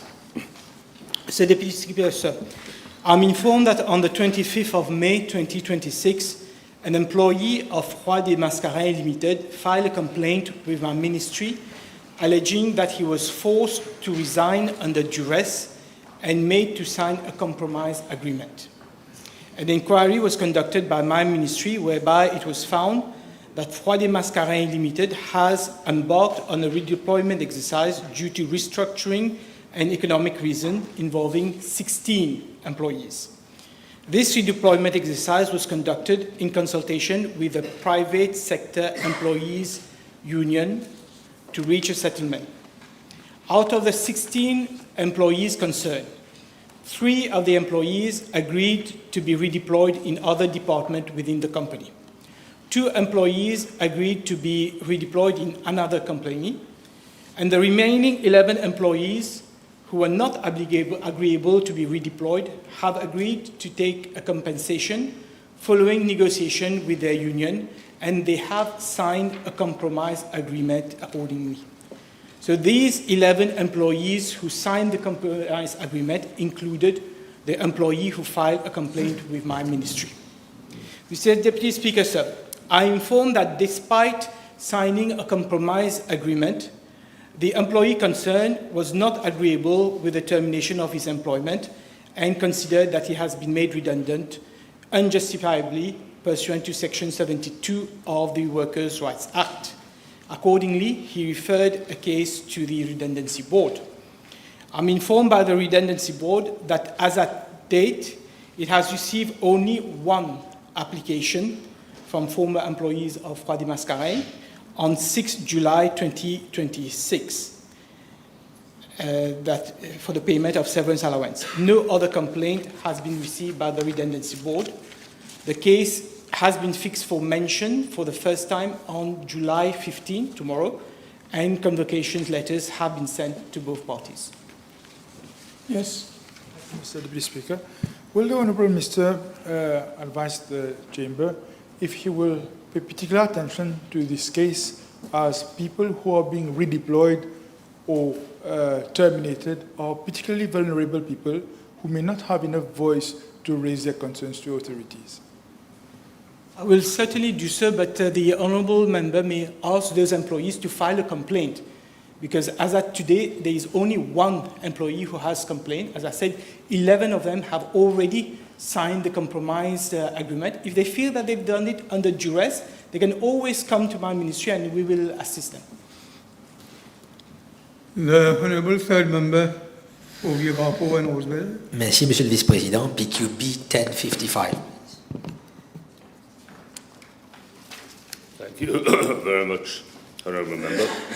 Mr. Deputy Speaker, sir, following implementation of the revised rental, Rosebel Sugar State Board received representations from a number of planters located at Banan requesting that the increase be reconsidered, increase in the lease. Now, consequently, a meeting was convened on the 2nd of February 2026 at Banan, which I personally attended along with representatives of the Ministry, Rosebel Sugar State Board, and the three honourable members representing the Grand Port region. During the meeting, the planters expressed concerns that the revised rental was excessive and claimed that the agricultural potential of the land was comparatively low, bringing less revenue than expected. In response, Rosebel Sugar State called for a meeting with Food Agricultural Research Extension Institute and MSRI in April 2026, where both organizations were requested to make a survey of the area so as to establish the current status and agricultural potential of the land. The survey consisted of comprehensive field assessments, soil analysis, evaluation of the productive potential of the land, and identification of crops best suited for cultivation in the region. The reports of both institutions are currently in progress. Pending receipt of these reports, Rosebel Sugar State Board will adopt an interim arrangement whereby the 14 leaseholders concerned will be charged an annual rental of 15,000 rupees per arbor, subject to review at a later stage. Now, this interim measure reflects the board's willingness to accommodate the concern expressed by the leaseholders while awaiting the outcome of the independent technical assessments. Furthermore, at the request of Rosebel Sugar State, FARE will work closely with the planters by identifying and facilitating access to the various government support schemes, grant and technical assistance programs available to small planters. The objective is to improve farm productivity, enhance profitability, and assist planters in offsetting part of the production costs, including lease rentals, thereby ensuring the long-term sustainability of their agricultural activities. The Rosebel Sugar State Board has, at its level, established a dedicated technical support team to work in close collaboration with FARE and other relevant institutions in providing continuous guidance to beneficiaries of the scheme at large.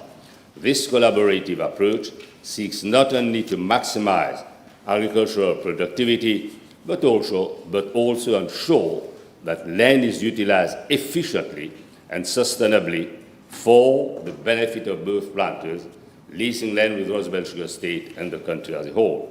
Rosebel Sugar State Board remains fully committed to supporting small planters and contributing to the government's food security objectives. At the same time, the board has a fiduciary responsibility to ensure prudent management of the public assets entrusted to it while maintaining its financial sustainability.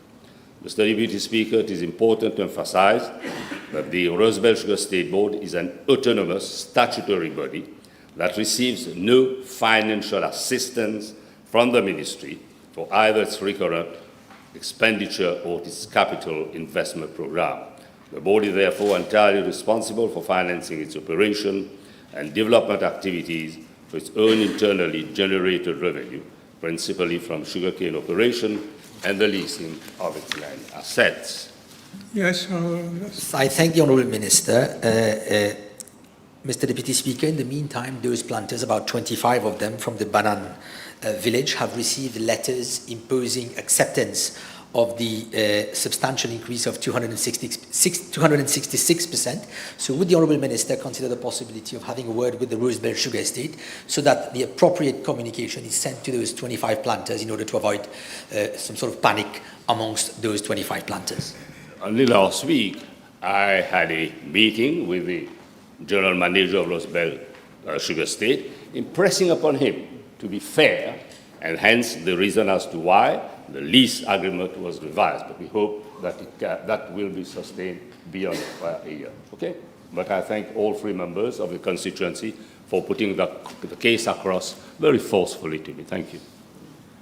The Honourable Second Member for Vieux-Garpeau, Rosebel. Thank you, Mr. Deputy Speaker. Sir, is question B/1056, please. Mr. Deputy Speaker,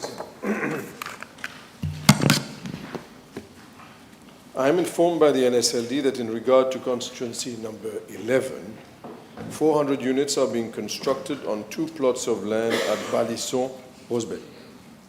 According to the contract awarded to Kouros Construction Solutions Limited back in 2023, the initial completion dates in respect of the 2 sites were September and November 2024. It is open for everyone to have seen that the projects are clearly far from completion, even though the completion dates should have been September and November 2024. Following persistent non-performance of the contractor and breach of his contractual obligations, the NSLD in December 2025, following legal advice, terminated the contract of Kouros Construction Solutions Limited. In regards to Part A, I am further informed that the NSLD has completed the very tedious exercise of assessing the value of works completed at termination of contract and will very shortly launch a tender exercise to identify contractors willing to complete the outstanding works. As regards Part B of the question, Mr. Deputy Speaker, I'm also informed that applicants of constituency number 11, and I'm sure that the elected members of that constituency will be happy to hear that there will be those who are considered as hardship cases, particularly those with urgent housing needs, will in the meantime be considered for housing units on a temporary basis in constituencies number 12 and 13, and I'm sure that the elected members there will certainly not mind. Thank you. Honourable, you have a question? Deputy Speaker, sir, so would the Honourable Minister confirm that the housing unit which has been completed at Mont-d'Albert and Grand Bel-Air would be allocated for the applicants of residents of constituency number 11? As I've said, I mean, only in emergency hardship cases will they be considered in constituency number 12 and 13 on a temporary basis, because we're quite confident that the project, I call it new because basically they've left it in a mess, and we have to relaunch tender, which will be done incessamment. So once that is done, someone is chosen, then they complete it. So obviously the 400 that is reserved for number 11 will go to number 11. The Honourable Second Member for Belarus-Cadbo. Je vous remercie, Monsieur le Vice-président. B1057.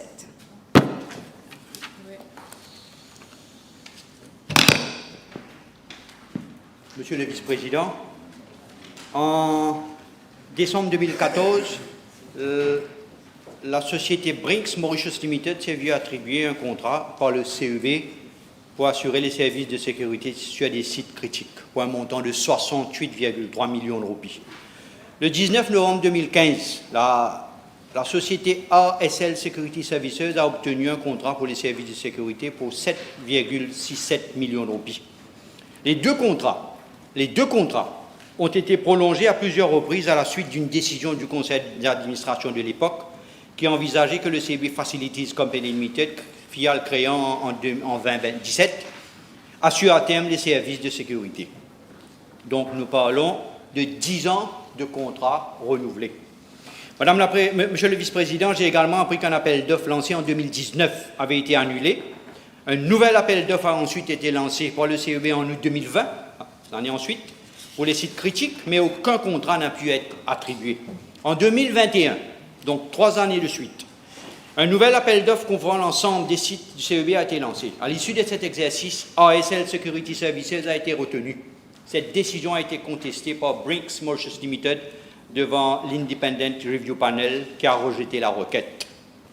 Monsieur le Vice-président, les deux appels d'offres infructueux en mars et en juin 2023, la société Security and Property Protection Agency a obtenu le contrat en septembre 2023 et a soumis son rapport final en novembre 2024. Entre-temps, Brinks Mauritius Limited et ASL ont continué à assurer respectivement la sécurité des sites critiques et non critiques du CEB. Les contrats conclus en 2014 et 2015 faisant l'objet d'un examen mensuel. Donc 10 ans de contrat continu. En mai 2025, à la suite des préoccupations exprimées par le nouveau conseil d'administration du CEB, un nouvel appel d'offres a été lancé sur les sites critiques. Celui-ci a toutefois été annulé sur recommandation du comité d'évaluation en raison des incohérences relevées dans les documents d'appel d'offres. Monsieur le Vice-président, j'ai également été informé que Brinks Mauritius Limited avait soumis plusieurs demandes de révision tarifaire au CEB et avait indiqué qu'elle mettrait fin à ses services avant la fin de 2025 et si ces demandes n'étaient pas satisfaites. Monsieur le Vice-président, compte tenu de cette situation et des délais impartis, le CEB a lancé 4 appels d'offres. Donc, ils ont split le contrat, distinct pour une période transitoire de 6 mois, dans l'attente du lancement d'un appel d'offres global. À ce jour, je dois informer la Chambre que 4 contrats d'une durée de 6 mois ont été attribués comme suit. Les services de sécurité pour les bureaux à ASL Services Limited, 1,598 millions de roupies, à ProGuard Limited pour les services de sécurité à 14,9 millions de roupies, à ProGuard encore pour la sécurité des centrales thermiques à 14 448 000 roupies, et à ProGuard encore à 13 416 000 roupies. Voilà. Je vous remercie, Monsieur le Vice-président. Le ministre peut-il indiquer à la Chambre s'il trouve normal que la Central Electricity Board a eu recours au fractionnement, c'est-à-dire à split des contrats de services de sécurité avant leur attribution, et s'il estime qu'une telle pratique est acceptable? Je vous remercie, Monsieur le Vice-président. Non, cette pratique n'est pas acceptable. Je suis fermement opposé à cette pratique de split de contrat, comme le CEB l'a fait.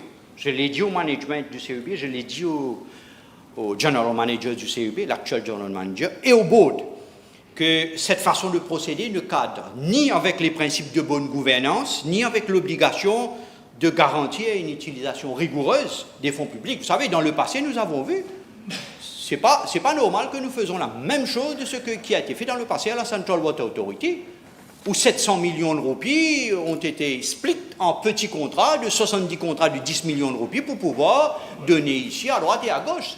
Et là, quand j'ai appris, parce que quand on explique ce contrat-là, quand on explique le contrat de plus de 100 millions de roupies en des petits contrats pour pouvoir donner, ce qui se passe, c'est que ce n'est pas le board qui a été mis au courant. C'est le management qui a fait des cotations, qui a donné je viens de donner la liste. Donc, à mon avis, c'est pas acceptable. Pour cette raison que j'ai clairement exprimé ma position et la position au management du CEB, au board du CEB, et je souhaite que les futurs appels d'offres se déroulent dans les respects des normes de transparence et de bonne gestion. Donc, j'attends à ce qu'un nouvel appel d'offres couvrant l'ensemble des sites du CEB, qui est actuellement examiné, et soit envoyé à la Central Procurement Board avant son lancement. Le Honourable First Member for Pito and Adjournment. Question B, 1058.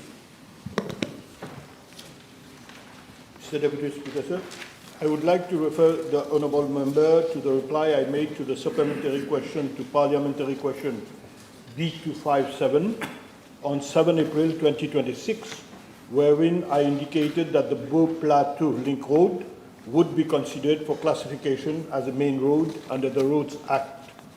The Beau Plateau Link Road extends from the junction with Fourback Road, B42, to the Mapu Goodlands Road, A5, over a length of approximately 3.80 kilometers.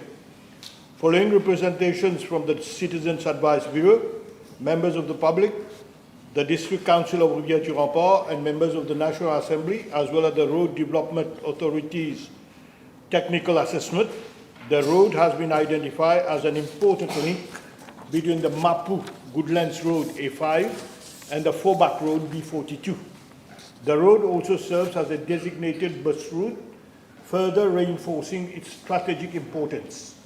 Accordingly, the RDA intends to classify the Beau Plateau Link Road from its junction with Fourback Road B42 to its junction with the Mapu Goodlands Road A5 as a main road under the Roads Act. Mr. Deputy Speaker, sir, I wish to highlight that the government is coming up with the construction of the motorway M4, which will provide a direct, fast, safe and reliable route linking communities in the eastern region of Mauritius and improving regional connectivity while supporting economic development. The project consists of a dual carriageway of approximately 30 kilometers, extending from Fourback on the M2 motorway in the north to Belair in the east. It will join the Beau Plateau Road B43 at Mapu, near Verger de la Bourdonnais, and will pass through the villages of Poutre d'Eau Hamlet and L'Espérance Trébuchet, intersecting with the Fourback Road B42 through a roundabout. Mr. Deputy Speaker, sir, with regard to part A of the question, I'm informed that the RDA has already initiated action through its board for the classification of the road. Thereafter, regulations will be made under Section 32 and 74 of the Roads Act to change its status into a classified road, and following its publication in the Government Gazette, the road will form part of the classified road network. In the meantime, the RDA will carry out a detailed survey to determine the scope of works, the extent of land to be acquired, and prepare the corresponding cost estimates. Mr. Deputy Speaker, sir, as regard part B of the question, the RDA has carried out preliminary investigation to access to the road condition. The investigations reveal the following. First, major and deep settlement throughout the whole stretch. Second, longitudinal and lateral cracks. Third, various potholes formed due to the deterioration of asphalt. Fourth, no drainage system and road marking. Fifth, accident-prone zones due to its narrowness of the road. Sixth, widths of existing road varying from 4.5 meter to 5.2 meter. And seven, approximately 40% of the road is found in build-up areas. Once the road is classified, the RDA will undertake its upgrading. Yes. Thank you, Honourable Minister, for your reply. Would the Honourable Minister, in his position, be able to speed up procedures at the RDA so that this road is classified at the earliest possible? Because we had quite several accidents in that area, and the road quality is degrading day by day. Mr. Deputy Speaker, sir, we already have a first batch of roads which the board has already approved for classification. This road will form a second batch. We're not going to get only one road in the boat, so we are taking a batch by batch. So it is coming in the next batch to be classified. Yes, you have one question? L'honorable ministre a reparlé de l'autoroute M4. Peut-il nous dire si un EIA, assessment, mise à jour, sera fait avec des consultations avec les habitants? We are taking all necessary steps to do what needs to be done before the road is constructed. The Honourable Third Member for Bobassia, Petite Rivière. B1059.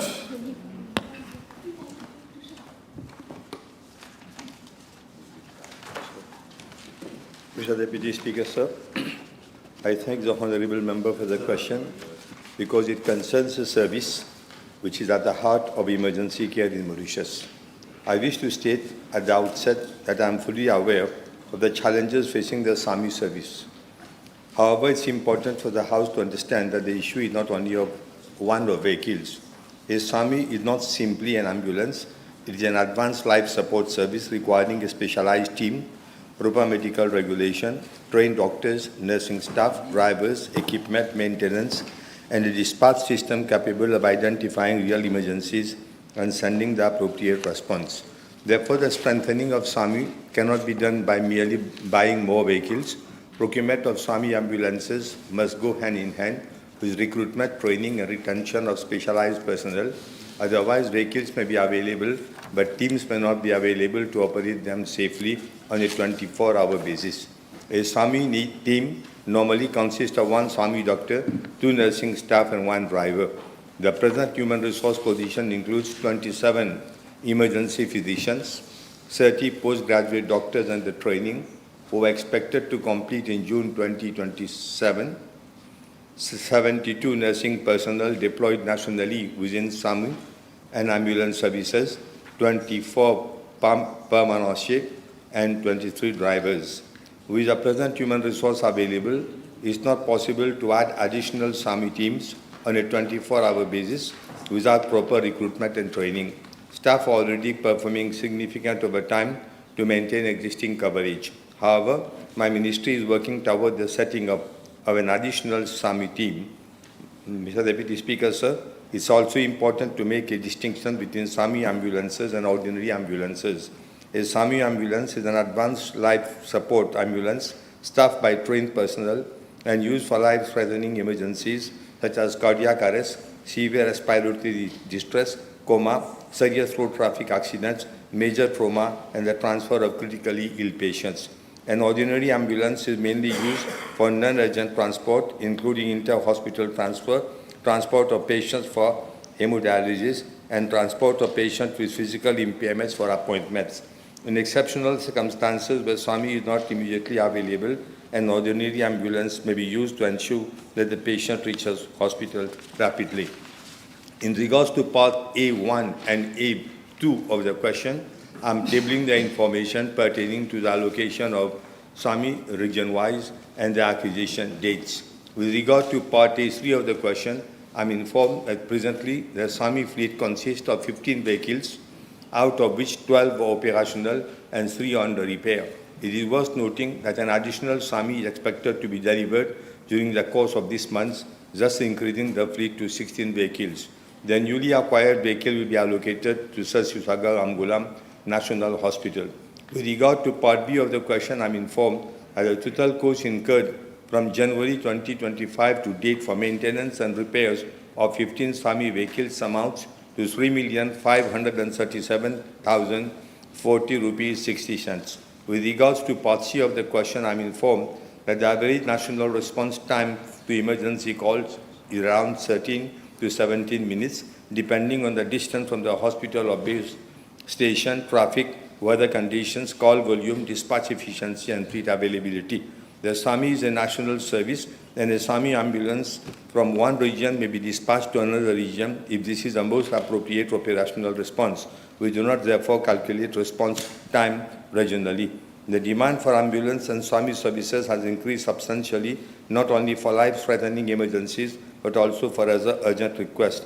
However, this increase in demand has not always been matched by the corresponding increase in capacity. Historically, the SAMI service increased from around 5 teams between 1997 and 2010 to 7 teams between 2010 to 2014, and then to around 10 teams as at now, there are 11 SAMI teams.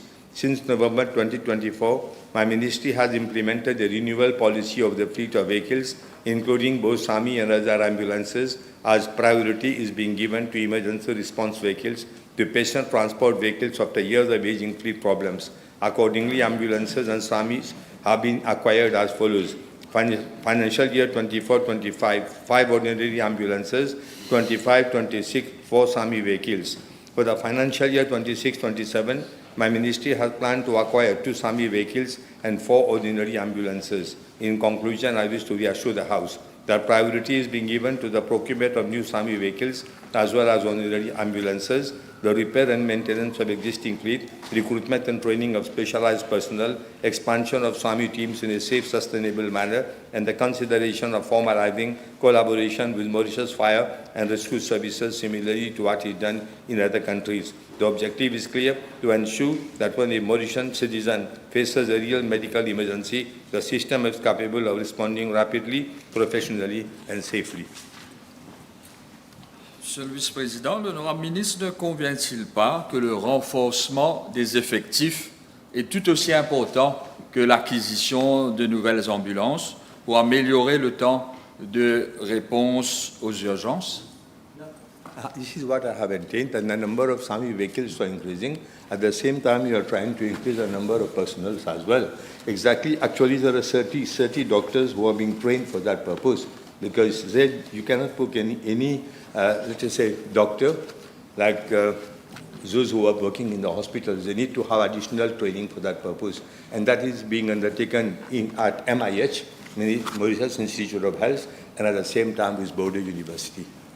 Monsieur le Vice-président, justement, une dernière question, avec votre permission.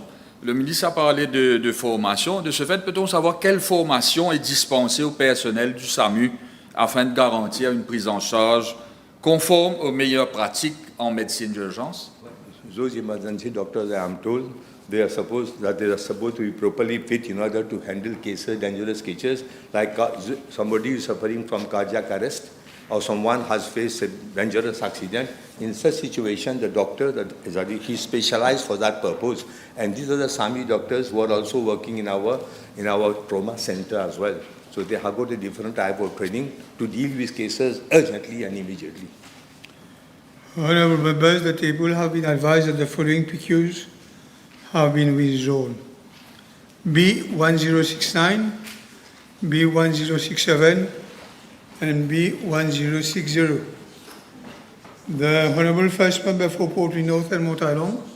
Merci, Monsieur le Vice-président. B1061.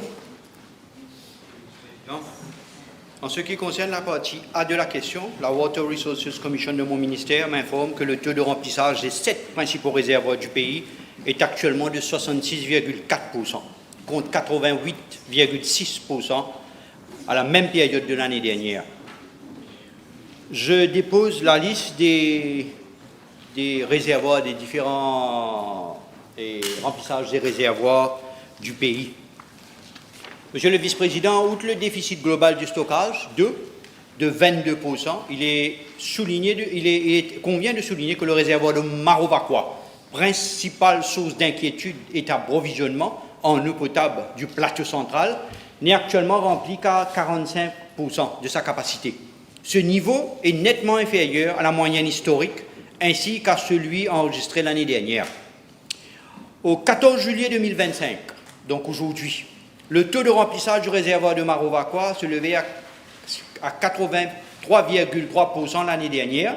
Ce déficit de 38% l'année dernière et cette année-ci représente l'équivalent de 3 mois d'approvisionnement en eau pour le plateau central. Monsieur le Vice-président, cette situation résulte principalement d'une période prolongée de pluie inférieure à la moyenne observée au cours des derniers mois. Le récent phénomène El Niño a également influencé les conditions météorologiques régionales, entraînant une diminution des pluies et des apports vers nos réservoirs, ce qui accentue les défis liés à la sécurité hydrique du pays. Monsieur le vice-président, concernant les parties B et C de la question, la situation des ressources hydriques et de l'approvisionnement en eau à travers l'île fait l'objet d'un suivi rigoureux par la Water Resources Commission de mon ministère, la Central Water Authority, compte tenu du déficit préoccupant enregistré au réservoir de Marovakwa et de la baisse persistante des pluies.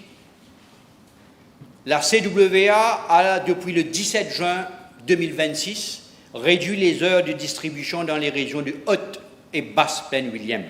La situation continue d'être évaluée quotidiennement. Si les pluies demeurent nettement insuffisantes, des mesures restrictives pourraient être étendues à d'autres zones d'approvisionnement afin de préserver les ressources disponibles et de garantir la continuité des services jusqu'à la prochaine saison de pluie, attendue aux alentours de novembre et décembre de cette année-ci. Je tiens à rappeler que nous n'avons pas bénéficié des pluies estivales attendues l'année dernière. Donc, en hiver, l'année dernière, la pluie a été inférieure. Espérons que cette année-ci, ce n'est pas le cas. Les précipitations ont été largement inférieures à la moyenne et le mois de février, habituellement le plus arrosé de l'année, a été cette fois-ci le plus sec. Monsieur le vice-président, concernant la partie D de la question, mon ministère a mis en œuvre plusieurs mesures à moyen et long terme afin de renforcer la sécurité hydrique nationale. Le gouvernement a ainsi approuvé en octobre de l'année dernière, en 2025, la mise en œuvre d'un plan Marshall sur une période de 2 ans à 3 ans, articulé autour de 6 piliers suivants. Des piliers de borehole, je l'ai dit à plusieurs reprises, les 6 piliers que nous avons élaborés et nous travaillons dessus. Et par ailleurs, afin de répondre aux besoins en eau dans des régions de sud et sud-est, la procédure d'appel d'offres pour la construction du barrage de Rivière des Anguilles est actuellement en cours. Le démarrage des travaux, espérons-le, est prévu à la fin de cette année-ci. Nous avons aussi d'autres projets. Par exemple, nous avons le projet de l'agrandissement du réservoir de la ferme à Bambou.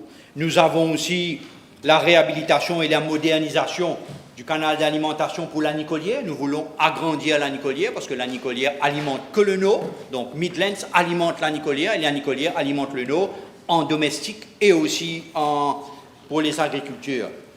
Nous avons aussi les 114 km de tuyaux qu'il faut changer à travers la ligne indienne que j'ai précisé un peu plus tôt.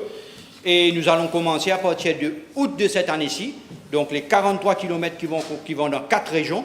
Le travail va commencer en août de cette année-ci. Merci, Monsieur le Vice-président. La situation est quelque peu inquiétante. L'honorable ministre peut-il dire s'il existe un plan de long terme pour mettre fin au stress hydrique et non pas seulement aux mesures temporaires en période de sécheresse? Merci. Oui, bien sûr. Le plan, comme je disais un peu plus tôt, le plan articulé autour de 6 piliers, c'est à long terme. Ce gouvernement, moi en tant que ministre, jamais je dirais que le 24/7 va être pour demain. Loin de là. Loin de là. Donc nous n'avons pas la prétention de dire que nous allons du jour au lendemain régler ce problème. Notre souci, c'est qu'il y a du changement climatique. Notre souci, c'est que nous perdons 62% de l'eau que nous mettons sur nos réseaux. Et ce que nous avons fait jusqu'ici en 1 année et demie, c'est que nous avons augmenté la capacité pour mettre sur le réseau. Donc nous avons drill plusieurs boreholes. Nous avons aussi acheté et nous avons actuellement 52 CPF qui puisent de l'eau dans les rivières pour être traités pour mettre sur le réseau. Nous avons passé une commande et acheté autour de 20 CPF pour d'autres rivières pour pouvoir augmenter sur le réseau. Nous avons aussi demandé au CEB l'eau que le CEB utilise pour faire le hydro à la fin de la production de l'usage. La CWA, en collaboration avec le CEB, à Tamarine Fall, puise l'eau pour remettre sur le réseau de la CWA. Avant, cette eau se perdait dans la mer. Nous avons aussi demandé à la Wastewater Management de proposer au secteur privé d'acheter de l'eau traitée pour l'irrigation. Nous savons qu'il y a une réticence pour arroser les plantes avec l'eau traitée, mais nous avons demandé à Wastewater Management de voir avec l'agriculture, l'irrigation, le ministère de l'Agro, parce que nous rejetons 50 000 ou 60 000 mètres cubes d'eau dans la mer tous les jours, de la Wastewater Management. L'eau traitée, bien sûr, à un niveau peut-être pas assez appréciable pour pouvoir être utilisée, mais c'est l'eau qui est jetée. Donc, ceci dit, nous avons aussi, je dois le dire, nous avons aussi, pour faire prendre conscience et rentabiliser et mettre les moyens à notre disposition, nous travaillons aussi sur des révisions tarifaires. Actuellement, au niveau industriel, commercial, pas domestique, bien sûr, mais nous travaillons sur les six piliers à long terme, moyen et long terme, mais aussi des révisions tarifaires d'ici le mois prochain.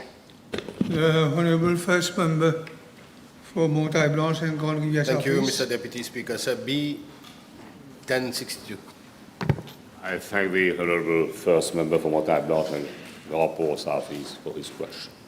Now, Mr. Deputy Speaker, with regard to Part A of the question, local and international applicants who wish to engage in fish farming activities in the fish farming zone will be evaluated on the basis of 1, the proposal for the type of aquaculture project and methodology to be used, 2, the site location and the rationale, 3, the infrastructure, equipment and technology to be adopted, 4, the implementation phases, 5, the job creation plan, 6, the contribution to community development, 7, environmental safeguard and risk management measures, as well as stakeholder engagement.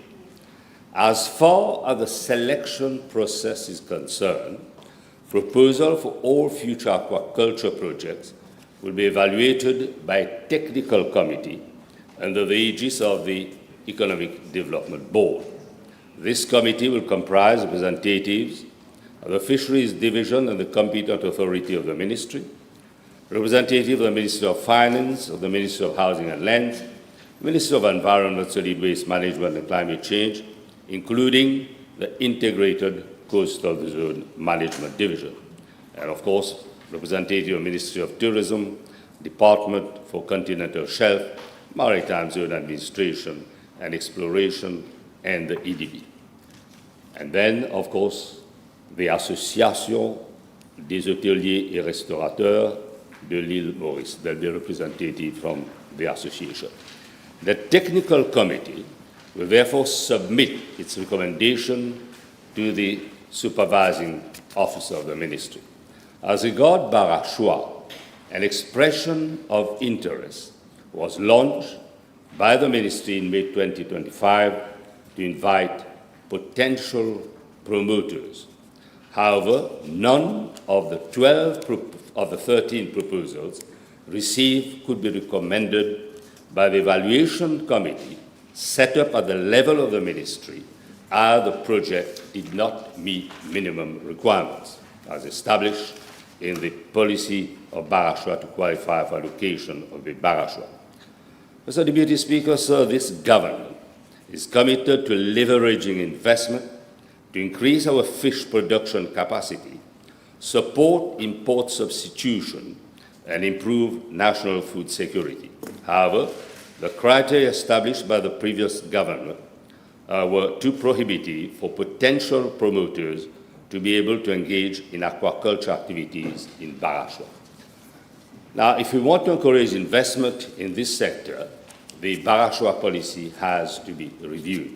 In this regard, my ministry has already initiated consultation with relevant stakeholders, including Ministry of Finance, Housing and Lands, the Ministry of Tourism, the Ministry of Environment, Solid Waste Management, and Climate Change, and EDB to review the Barashua policy. As regards Part B of the question, once a project for fish farming zone is approved, the promoter will be issued with an authorization in principle by the ministry to enable him to apply for an environment impact assessment license from the Ministry of Environment, Solid Waste Management and Climate Change, and for concession from Prime Minister's Office.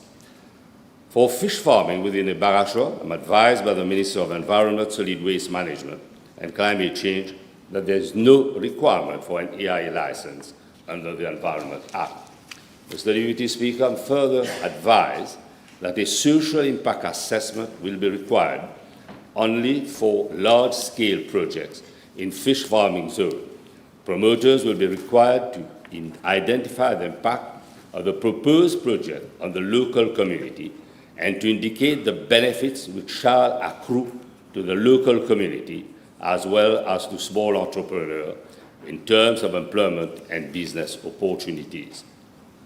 The promoters will also be required to submit their proposal for stakeholder engagement.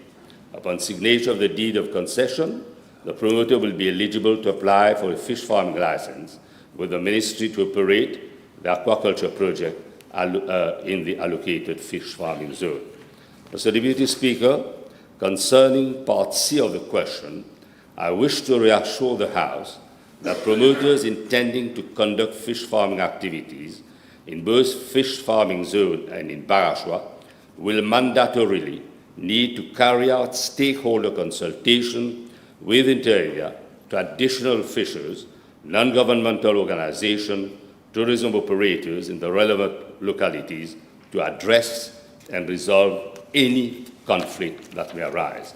As I've previously stated, during my intervention in the budget speech at our sitting of 25th June 2026, we'll make sure that everybody's stake is on board. There will be wide and open discussion with all stakeholders, be they traditional artisanal fishers or the NGO, and we'll make sure that there's a call for fishers to be part of the process. The Honourable Third Member for Vieux-Grand-Pont and Roosevelt. Mr. Deputy Speaker, sir, PQ B 1063. Deputy Speaker, I wish to inform the House that my ministry had started the elaboration of a new waste management strategy and an action plan in 2 phases with the assistance of the Agence Française de Développement since March 2017. The appointed consultant, Tractabel NG, from Belgium submitted the Phase 1 strategy report in December 2017, laying emphasis on the need to shift to sustainable waste management with focus on recovery, resource recovery, and incorporating the principle of circular economy. The strategy comprises of 5 strategic areas of sustainable waste management, namely prevention and environmentally responsible consumption, increase of resource recovery, provision of technologies for energy recovery from waste, provision of adequate disposal infrastructure, and information and education and communication. In Phase 2, a feasibility study report on regional composting plants and sorting units on public-private partnership basis was submitted in July 2021.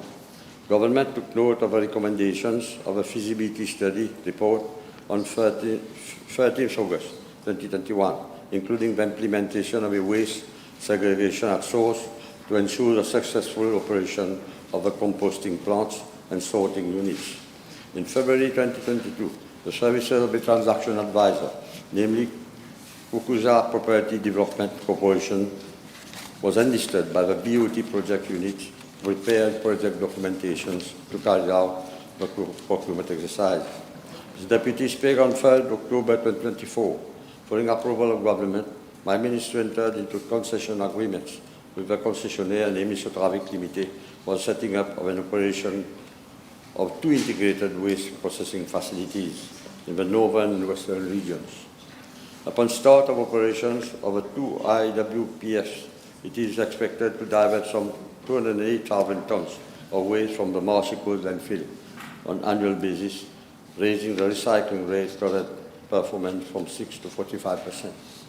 The IWPF project is currently in the pre-construction phase, with the concessionaire and government having to meet their respective conditions precedent before construction of the IWPF can start. Mr. Deputy Speaker, we got part A of the question. It's expected that the IWPF will come into operation by end of 2028. Source segregation and collection of sorted waste by local authorities at national level will be effective only if the waste receiving infrastructures and regulatory framework are put in place. In the wake of the IWPF project coming into operation, my ministry is holding consultations with large commercial organizations with a view to enhance source segregation of waste, drafting of regulations based on the extended producer responsibility principle for the management of e-waste and plastic beverage containers, preparing feasibility study with assistance of the European Union on the management of construction and demolition waste and regulations to make the sorting and recycling of such waste compulsory.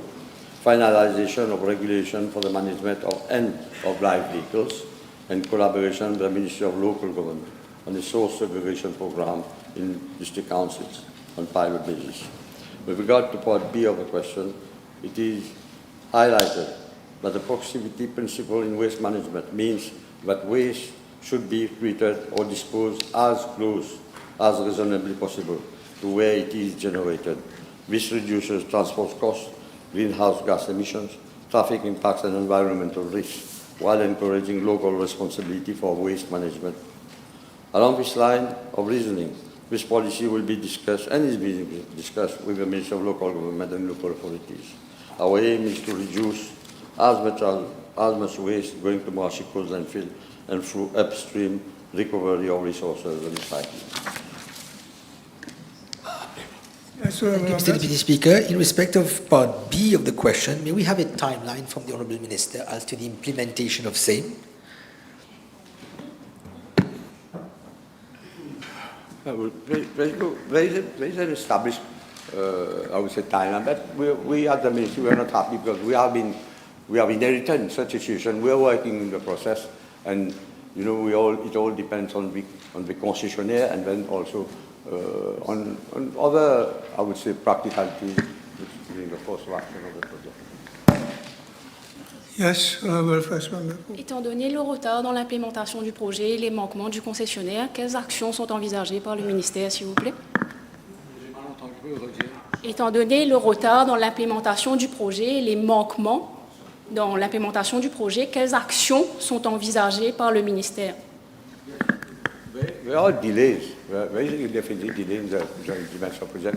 We are working with state law to see what are in the terms of a contract or the concession agreement and see how we can take action. And it both ways. It's not only on the part of the concessionaire, but also on the part of government itself, the recruitment of engineers. There have been delays because we have inherited this project as it was. Honourable First Member for Vakaf Royal. B1064, s'il vous plaît. Mr. Deputy Speaker, sir, I wish to inform the House that the Residential Care Institutions for Children Regulations 2022, made under the Children's Act 2020, establish a comprehensive regulatory framework governing the operation of residential care institutions for children. The regulations provide inter alia for the licensing and registration of institutions, inspections, record keeping, management, staffing, food provision, transport, security, and reporting obligations. In accordance with these regulations, officers of my ministry carry out regular inspection visits to RCI to ensure compliance with the prescribed norms and standards. I am informed that during routine inspections carried out at SOS Children's Village Bamboo, officers of my ministry identified a number of shortcomings which were immediately brought to the attention of the management of the institution. My ministry was also made aware of allegations of mismanagement from various sources.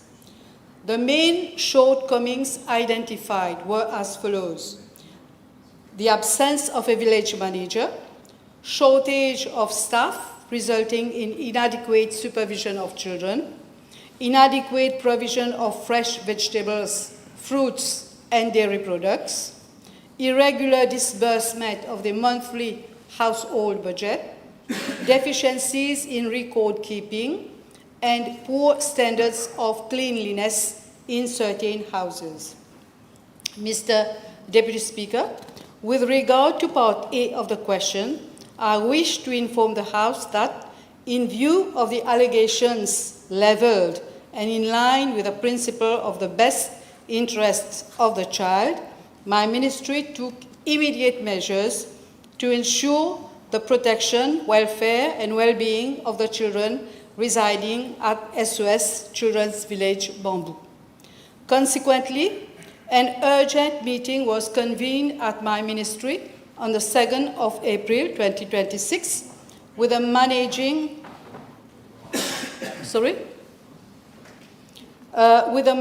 director and representatives of SOS Children's Village Mauritius, the secretary of the NSIF, National Social Inclusion Foundation, and officers of my ministry to address these issues and agree on immediate corrective measures.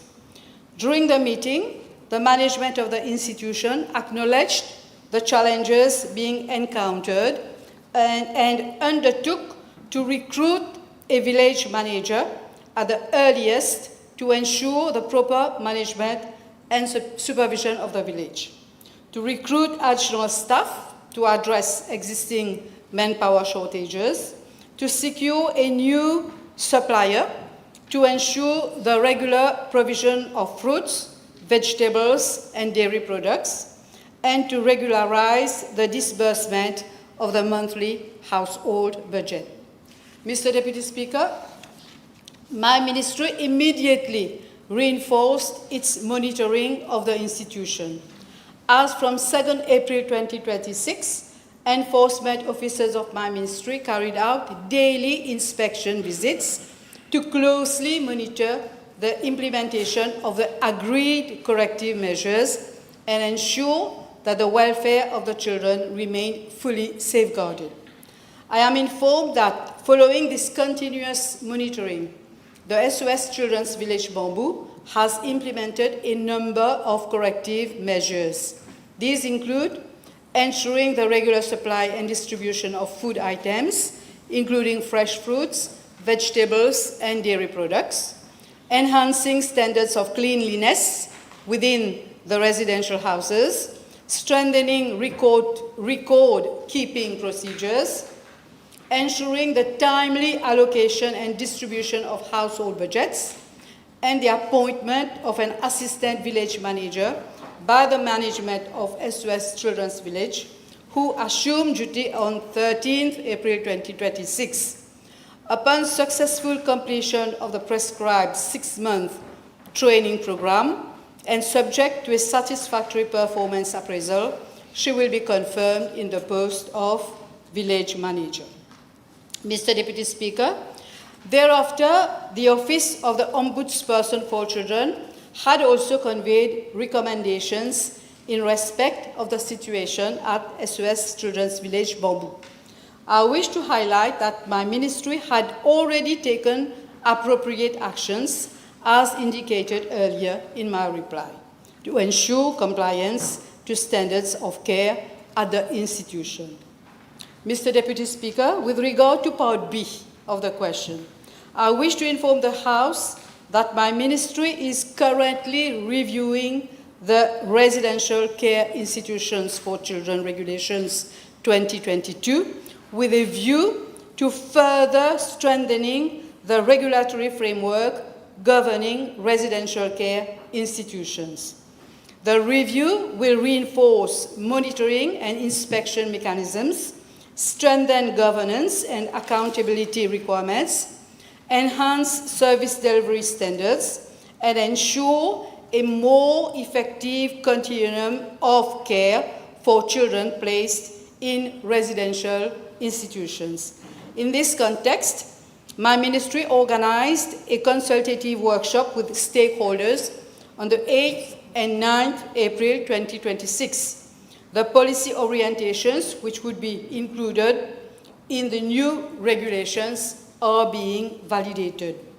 My ministry will continue to exercise close oversight over all residential care institutions and will not hesitate to take any action warranted under the law to ensure that the rights, welfare, and best interests of every child entrusted to institutional care are fully protected. Yes. Merci. L'honorable ministre peut-elle nous dire si le personnel de l'institution, mis à part la dame qui sera promue village manager et qui, j'ai bien compris, suit une formation, mais mis à part elle, est-ce que le reste du personnel bénéficie d'une formation sur la protection de l'enfance, la prévention des abus et le signalement obligatoire des abus? Je ne suis pas en présence de cette information. Je peux rechercher l'information et table the information. Avant que les nouveaux regulations soient mis en place, est-ce que l'honorable ministre peut nous assurer qu'il existe bien déjà au sein de l'institution une procédure assurant une confidentialité et qui puisse permettre non seulement aux enfants, mais aussi au personnel de partager leurs inquiétudes? C'est ce que nous faisons, Monsieur le Vice-président. The Honourable Third Member for Popé-Bousquiole. Thank you, Mr. Deputy Speaker. B1065. Mr. Deputy Speaker, sir, I am informed that Mr. D.V.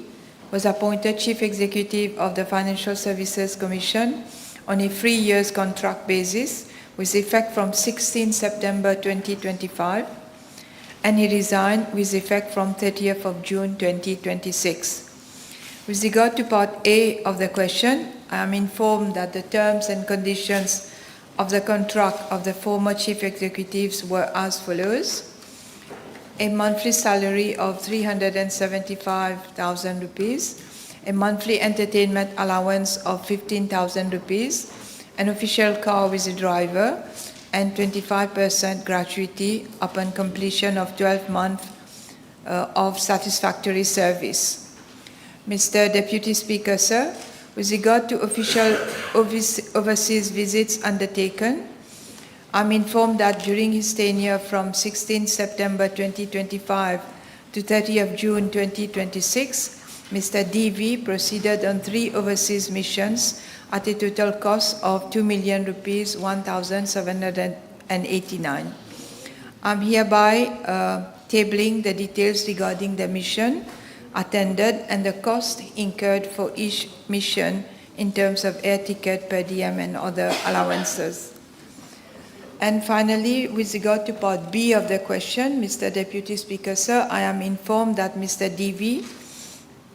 notified the FSC on 1st May 2026 of his decision to step down from his position as Chief Executive for family reasons, as he needed to be physically outside the country to attend to same. Yes. Thank you, sir. Could the Minister please advise the House, given the very short tenure of the ex-Chief Executive of the FSC, whether he was pressured in any manner by either politicians or whosoever to leave the FSC at an earlier time? Mr. Deputy Speaker, sir, in fact, there were some press reports when he resigned recently that there was pressure on him to resign for all sorts of reasons. And it was also being said in certain quarters that there was pressure on him to resign. And I had called him personally at least twice to have one-to-one conversations with him and ask him whether there was any issue. And both times he reassured me that he was very committed to working at FSC, but unfortunately he had a very personal family situation that required for him to be abroad. In fact, between December and June, he had to travel back to his home country, to where his family is, at least 3 times to attend to family matters. So I can only say that I can only trust what he told me, that he had to resign, unfortunately and regretfully, for family reasons. Yes. Can the Honourable Minister inform the House as to whether the appointment of a new Chief Executive Officer is in the pipeline or any time frame for such an appointment? So, Mr. Deputy Speaker, sir, at the moment there is a COO who has been recruited by the board who is acting as officer in charge, and the process for the recruitment of a new CEO will be undertaken. The Honourable First Member for Savannah Black River. B1066, please. Deputy Speaker, sir, I'm informed that the Cas Noyal Community Health Center is presently housed in an old colonial building vested in my ministry since more than 30 years. With regard to party of the question, I'm informed that there are no records available at the level of my ministry regarding the exact year of construction of the building. I'm further informed that in 2021, renovation works comprising concrete flooring and provision of a covered bin for clinical waste were carried thereout. In addition, maintenance and repair works are being undertaken by the maintenance team at the hospital level as and when required. With regard to Part B of the question, I'm informed that the Cas Noyal CHC provides the same services as other CHCs, namely general consultations, dressing of wounds, vaccination and community-based rehabilitation services, antenatal clinic, non-communicable diseases services, family planning, blood collection services of a nutritionist. The Cas Noyal CHC operates from 8 in the morning to 4 in the afternoon on weekdays and from 8 a.m. to noon on Saturdays. The facility is closed on Sundays. 1 male nursing officer, 1 female nursing officer, and 1 general worker service the Cas Noyal CHC on a daily basis from Monday to Saturday. In addition, a medical health officer is deployed to conduct half-day consultation sessions on a daily basis. The average weekly attendance of patients at Cas Noyal CHC is around 40. With regard to Part C of the question, I'm informed that there is an adequate stock of medicines and medical supplies comprising inter alia, medicines for management of non-communicable diseases and other common medical conditions, antibiotics, analgesics, and anti-inflammatory medicines, syrups, suppositories, injectable medicines, and other pharmaceutical products to cater for patients attending the Cas Noyal CHC. The Cas Noyal CHC maintains approximately 1 month's stock of medical supplies, which is replenished through established supply arrangements. Where additional supplies are required before the scheduled replenishment cycle, these are obtained from nearby healthcare facilities, including Yves Quentin Community Hospital and Victoria Hospital, thereby ensuring continuity of supplies and uninterrupted healthcare services. I wish to emphasize that my ministry had taken all necessary action within its purview to address the infrastructural constraints at Cas Noyal Community Health Center. Following site visit conducted by officers of my ministry, action was initiated for the construction of a new building to house the CHC at existing site. However, my ministry was informed that the existing site was unsuitable as it was insufficient in extent and situated within the high water mark.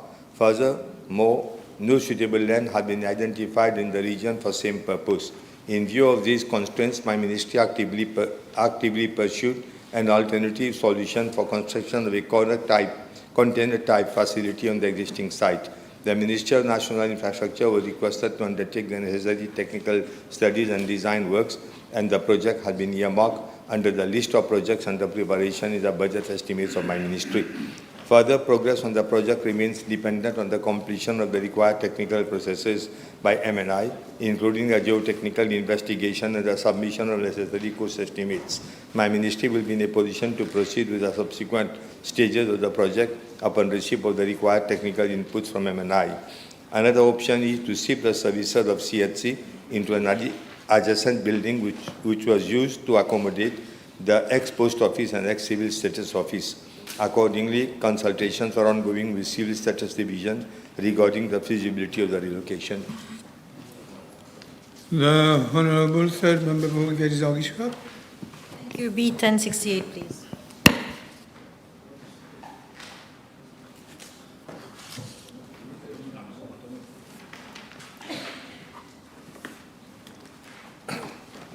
Mr. Deputy Speaker, sir, my ministry enlists the services of foreign specialist doctors through short-term international visiting missions with the objective of providing highly specialized clinical services, facilitating knowledge transfer, strengthening the capacity of our local healthcare professionals, and reducing the associated costs for sending patients abroad for overseas treatment. With regard to part A of the question, the medical specialties for which foreign specialty doctors come to Mauritius include, among others, oncology and pediatric oncology, vascular surgery, renal transplant, cardiothoracic surgery, spine surgery, neurosurgery, urology, laparoscopic surgery, thoracic surgery, ear, nose and throat ENT surgery, ophthalmology including vitreoretinal surgery and corneal transplantation, hematology, and other highly specialized disciplines such as autism and diabetic foot care, as and when the need arises. Mr. Deputy Speaker, sir, my ministry has entered Memorandum of Understanding with several private health institutions in India in the field of healthcare delivery. These MOUs provide for the treatment of patients inoperable in Mauritius abroad. The MOUs also cater for the training of our health professionals and the dispatch of consultants to Mauritius to carry out complex surgeries. Under the MOUs, my ministry provides airfares, accommodation, and transport facilities. In addition, many Mauritian doctors who have settled abroad often visit the country to provide their services on a pro bono basis. My ministry also provides air tickets. Furthermore, my ministry also benefits from visit of other highly specialized doctors from UK, South Africa, Australia, France, and United States of America who undertake complex surgeries in different fields. I wish to highlight but a few examples of such doctors who provide their services to my ministry on a voluntary basis.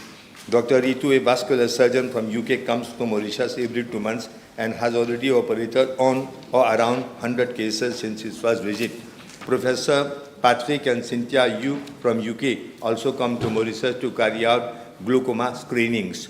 Presently, Dr. Hirani Wooden, a Mauritian born, and Dr. Sailendra Singh from UK are in Mauritius to conduct onco-pediatric surgeries. In the same vein, Dr. Vinay Kumar, a vascular surgeon from India, is also in Mauritius to perform complex cases. Dr. Gina Joseph Rose-Marie, an onco-surgeon from India, is also in Mauritius to conduct complex surgeries at National Cancer Center as from today. Mr. Deputy Speaker, sir, since the beginning of the year, other eminent specialists in different fields have also come to Mauritius to carry out complex surgeries. To name a few, in January 2026, Dr. Ashley Dacruz and his team carried out 7 complex pediatric surgeries, while Professor Ravi Ramalingam from India performed 12 ENT surgeries. In addition to the above, there is a team of specialists and paramedical staff presently undertaking cataract surgeries. In fact, Deputy Speaker, sir, the waiting list for patients awaiting cataract surgeries has gone up to more than 2,500. With the existing capacity of our local ophthalmologists, around 75 to 80 surgeries who are being performed on a weekly basis. At this rate, many patients would have lost their eyesight before being considered for surgery. In accordance with the provision of the MOU, Kim's Hospital has therefore sent its medical team to undertake these surgeries, and up to now, 550 patients have already been operated. It is expected that the waiting list will be cleared by mid-September. The expenses incurred for these interventions include costs of airfares, accommodation, and a fee of 5,500 per intervention. This amount is far less than the sum which was paid by the previous governor. From May 2023 to August 2024, an amount of 116,790,000 was paid by the previous government to private clinics in Mauritius. Deputy Speaker, sir, concerning Part B of the question, the engagement of foreign specialty doctors is based on the following selection criteria. Lack of specialized expertise in the public health sector, need to perform complex procedures which are not routinely available locally, of which local capacity is limited, potential to reduce the number of patients requiring treatment overseas, expected contribution of visiting specialists towards the training and skill transfer to local specialists and other healthcare professionals, availability of required infrastructure, equipment and multidisciplinary support in the public hospital, and experience and recognized expertise of the visiting specialists. Prior to the engagement of foreign specialty doctors, my ministry carries out an assessment of the availability of the required expertise within the public health sector. The assessment is conducted by the relevant clinical departments and technical officers, taking into consideration the existing human resource capacity, the complexity of the procedure required, patient demand and waiting lists, as well as the continuity and sustainability of the services. The assessments have identified that in certain highly specialized medical fields, there is either no specialists available in the public sector or an insufficient number of specialists to adequately meet service demands. In some instances, also specialists are available locally. Additional expertise is required for highly complex procedures. The introduction of new techniques and technologies are to provide advanced training to local medical teams. Accordingly, my ministry continues to engage foreign specialty doctors on a need basis to complement existing local expertise, improve patient access to specialized healthcare services, reduce waiting time, minimize referrals for overseas treatment, and strengthen the capacity of the public healthcare system through knowledge and transfer scheme. Time is over. Honourable members, the table has been advised that the following PQs have been withdrawn. B 1074, 1076, 1078, 1080, 1077, 1072, 1073, 1075, 1070. Motion. Mr. Deputy Speaker, sir, I move that all the business on today's order paper be exempted from the provisions of paragraph 2 of Standing Order 10. Seconded? Yes. The question is that all the business on today's order paper be exempted from the provisions of paragraph 2 of Standing Order 10. Those in favor say aye. Those against say no. The ayes have it. Statement by Ministers none. Public Bill, second reading. The Honourable Deputy Speaker, the Honourable Speaker will take the chair.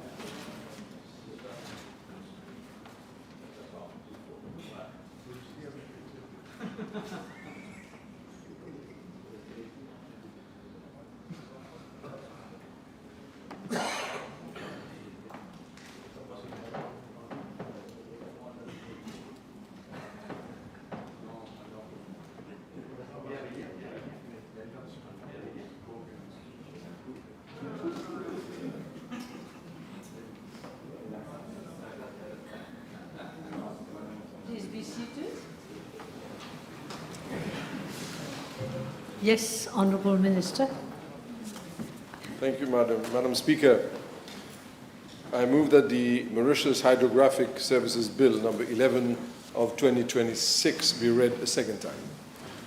Madam Speaker, this is a short bill, 17 clauses in 5 parts, yet it addresses one of the oldest responsibilities a maritime nation owes: the duty to know, to measure, to publish the truth about its own waters.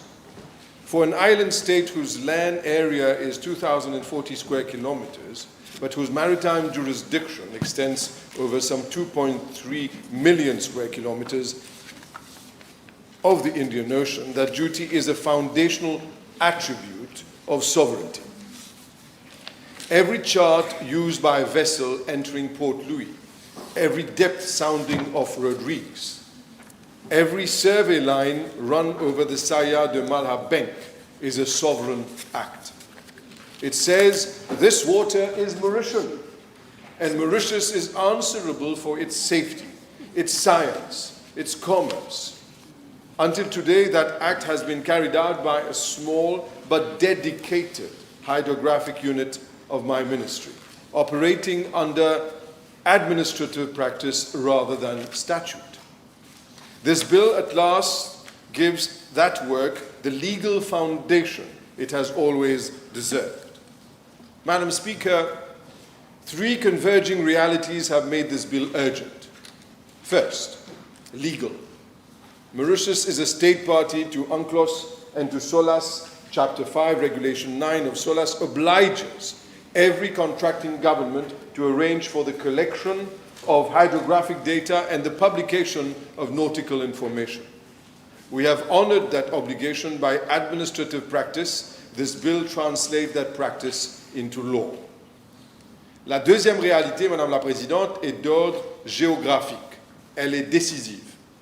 Le 22 mai 2025, la République de Maurice et le Royaume-Uni ont conclu l'accord sur l'archipel des Chagos, par lequel le Royaume-Uni reconnaît la souveraineté pleine et entière de Maurice sur l'ensemble de l'archipel.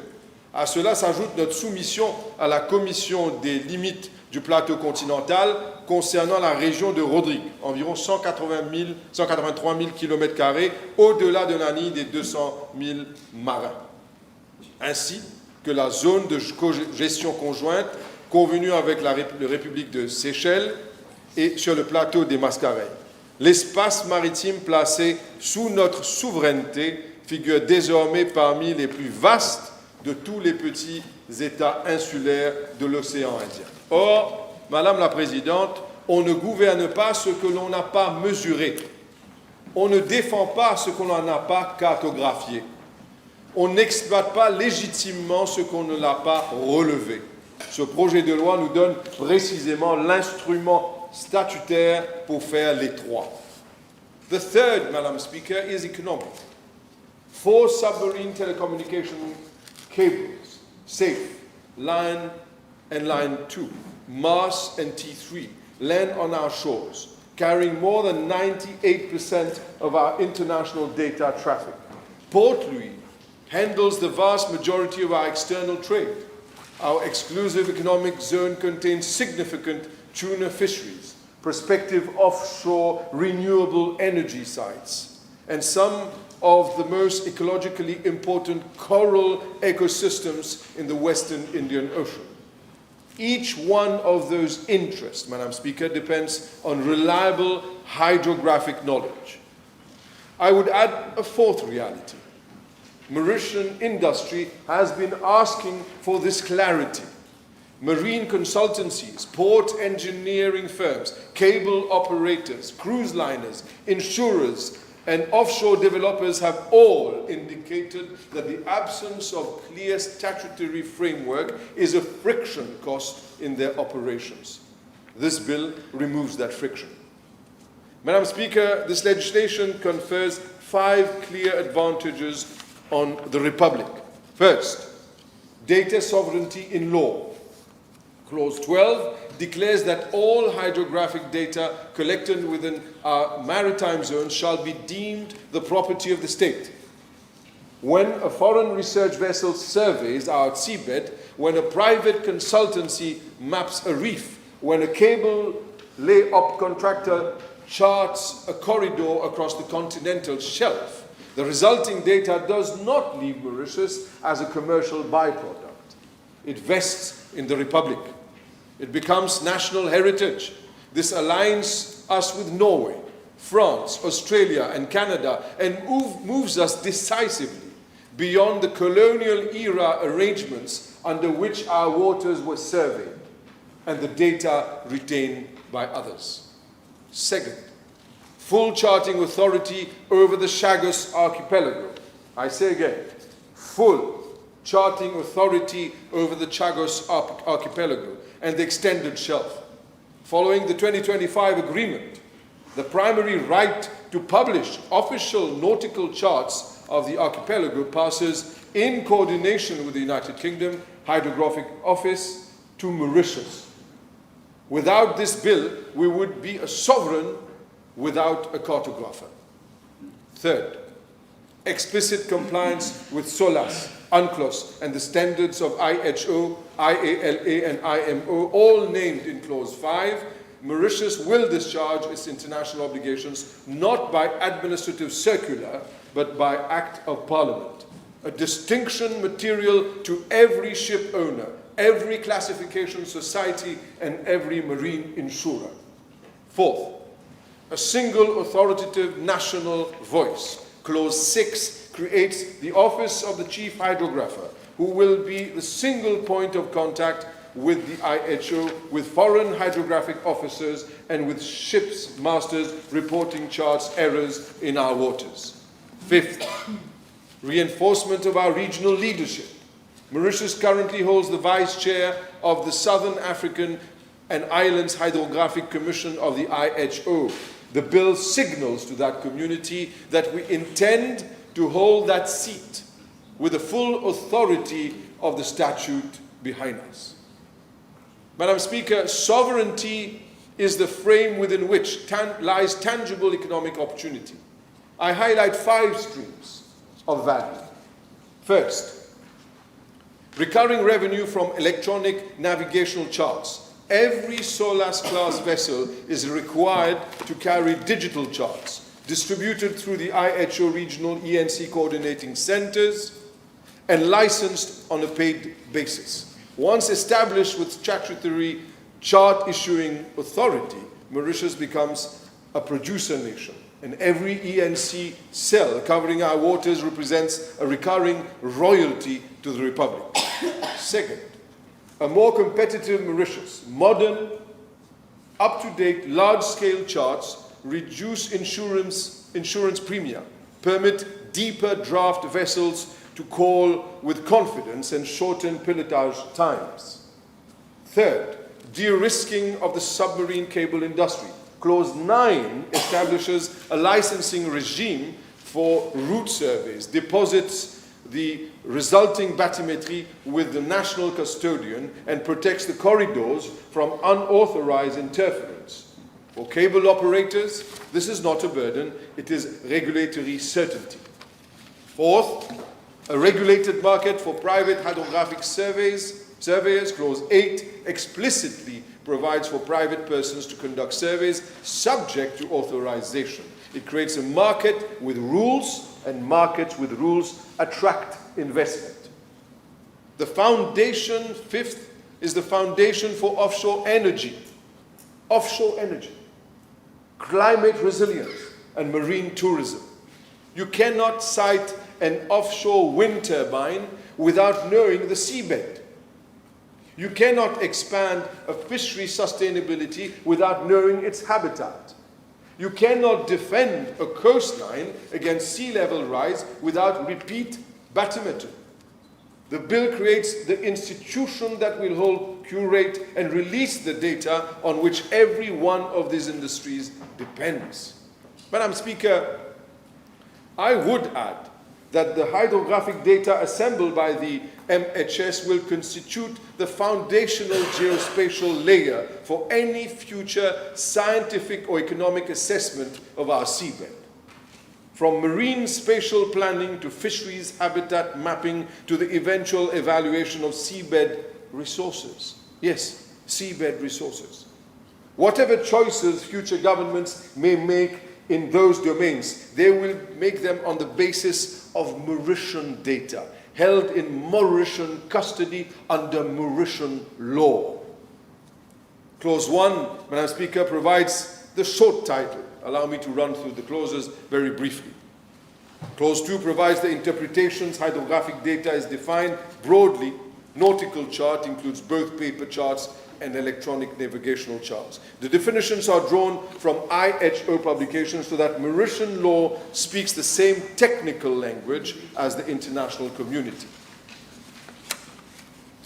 Madam Speaker, Clause 3 to 5, Clause 3 first establishes the MHS as a department of my ministry. Clause 4 sets out its objects. Clause 5 catalogues its functions, the collection of hydrographic data, the production, publication, and updating of nautical charts, the maintenance of uniformity with IHO standards, the assurance that surveys meet established benchmarks, and the representation of Mauritius in international hydrographic fora. Administration, Clause 6 and 7. Clause 6 establishes the office of the Chief Hydrographer, a public officer with technical qualifications recognized by the IHO. Clause 7 provides for staff drawn from officers of my ministry. This is a lean structure, no parastatal, no board, with per diems. This is for Clause 8 to 13, the operative heart of the bill. Clause 8 requires authorization for any non-MHS hydrographic survey, a quality insurance mechanism, not a barrier to entry.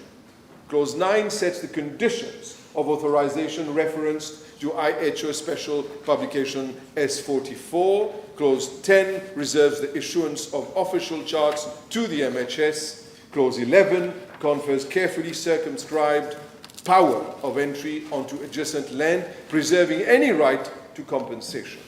Clause 12 vests all hydrographic data in the state. Clause 13 imposes confidentiality obligations subject to disclosure only with written authorization. Clause 14 establishes the offences: producing an unofficial chart purporting to be official, refusing to submit data, or falsifying hydrographic data. Each attracts a fine up to 500,000 rupees and imprisonment up to 5 years. Some members may consider those penalties severe. They are calibrated to the gravity of the harm. A false chart is not a paperwork error. It is a document that can sink a ship. Clause 15 confers regulation-making power on the minister. Clause 16 provides seamless transition. The existing hydrographic unit is deemed to be the NHS, and its head becomes the chief hydrographer. Clause 17 provides for commencement by proclamation, which I intend within 90 days to obtain assent, as quick as possible. As far as financial implications, Madam Speaker, the bill carries no immediate additional cost. Staff, officers, and equipment of the existing unit are carried forward. Regulations under Clause 15 will introduce a schedule of fees expected to place MHS on a partial cost recovery footing. Capital investment will be brought before this House in the ordinary budgetary way. The Ministry of Finance has confirmed the provisions of this bill are within existing votes for the current financial year. Mauritius now joins a movement of maritime states, Madam Speaker, including the Bahamas, recognized in 2026 as the newest IHO member, and more recently Gambia, that have placed their hydrographic services on a statutory footing. I'd like to record the constructive engagement of the United Kingdom Hydrographic Office in preparing for the orderly transition of charting responsibilities in the Chagos Archipelago, and the support of the IHO Secretariat in Monaco and of our partners in the SAIHC, in particular the South African Navy Hydrographic Office. Madame la Présidente, je tiens à souligner tout particulièrement dans la langue qui convient deux partenaires francophones dont l'appui a été constant, à la République française et à son service hydrographique et océanographique de la marine, le CHOM, avec lequel nous partageons les responsabilités qui s'attachent aux eaux environnant la Réunion. J'exprime la gratitude sincère du gouvernement mauricien pour la qualité d'une coopération technique et scientifique qui s'inscrit dans la durée. À la République des Seychelles, avec laquelle nous administrons conjointement la zone de gestion conjointe sur le plateau des Mascareilles. I would have done that in Creole, but I'll keep that for another time. J'adresse également nos sincères remerciements pour un partenariat exemplaire de ce que peuvent accomplir des États insulaires unis par la géographie, par l'histoire et par une même volonté d'affirmer leurs droits sur l'océan qui les entoure. Madam Speaker, it is only right that I should pay a particular tribute to the government of the Republic of India. The partnership between Mauritius and India in the maritime domain is long-standing, deep, and in the specific field of hydrography, a very direct consequence to the bill now before this House. The Indian Naval Hydrographic Department of Dehradun has over many years extended to Mauritius practical assistance of a kind that only a fellow Indian ocean state with world-class hydrographic capacity could offer. Joint hydrographic surveys in our waters, the training of Mauritian officers at the National Institute of Hydrographic, capacity building missions conducted by Indian survey ships, and the sharing of technical expertise in chart production, tidal analysis, and modern survey methodology. I place on record of this House the sincere gratitude of the Government of Mauritius to the Government of India for its continued support and close collaboration in the field of hydrography. The institution which this bill establishes will, I have no doubt, deepen that partnership further. Madam Speaker, before I conclude, I owe a number of tributes closer to home. Je tiens en premier lieu à exprimer ma profonde gratitude au très honorable Premier ministre, dont la conviction personnelle que Maurice doit parler pour ses propres eaux a porté cette législation, du concept jusqu'à cette Assemblée. Ce projet de loi n'existerait pas sous cette forme sans son leadership constant, sans son orientation stratégique au lendemain de l'accord sur les Chagos de mai 2025, et sans sa vision claire d'une Maurice pleinement maritime, non pas simplement un État qui se trouve être une île. J'étends cette gratitude à l'ensemble des officiers du bureau du Premier ministre, dont la coordination diligente à travers l'appareil gouvernemental a permis à cet instrument d'arriver devant les membres de cette Chambre, bien rédigé, dûment concerté et prêt à être adopté. I wish also to record my sincere thanks to the officers of my ministry who have been clairement les chevilles ouvrières of this piece of well-drafted legislation. I wish to place on record my sincere thanks to the Honourable Attorney General, to all the officers of the Attorney General's office, the technical drafting of a bill that must harmonize domestic law with UNCLOS, SOLAS, and the standards of the IHO, IALA, and IMO, while also giving proper effect to the charting implications of the 2025 agreement on the Chagos archipelago, is a demanding exercise. The bill, therefore, before the House is a testament to their skill, their patience, and their care for the constitutional integrity of the Mauritian legislation. My thanks extend also to the Mauritius Port Authority, the National Coast Guard, the Ministry of Blue Economy, my colleague who's here, Marine Resources, Fisheries and Shipping, the Ministry of Foreign Affairs, who is also acting for today, and to industry representatives, including the Mauritius Chamber of Commerce and Industries Maritime Committee. Madam Speaker, this bill does four things in a single, coherent legal act. It establishes an institution. It vests our hydrographic data in the Republic. It creates a regulated market for surveys and charts. And it positions Mauritius to assume full responsibilities and to reap the full benefits of sovereignty over one of the largest maritime jurisdictions in the Indian Ocean. It is a modest bill in its length. It is an ambitious bill in its consequences. It says to our seafarers, your safety is a matter of law. It says to our industries, your operating environment is one of legal certainty. It says to our neighbors in the Indian Ocean, Mauritius will hold its place at the regional table. Ce projet de loi envoie un message clair, Madame la Présidente, à la communauté internationale tout entière.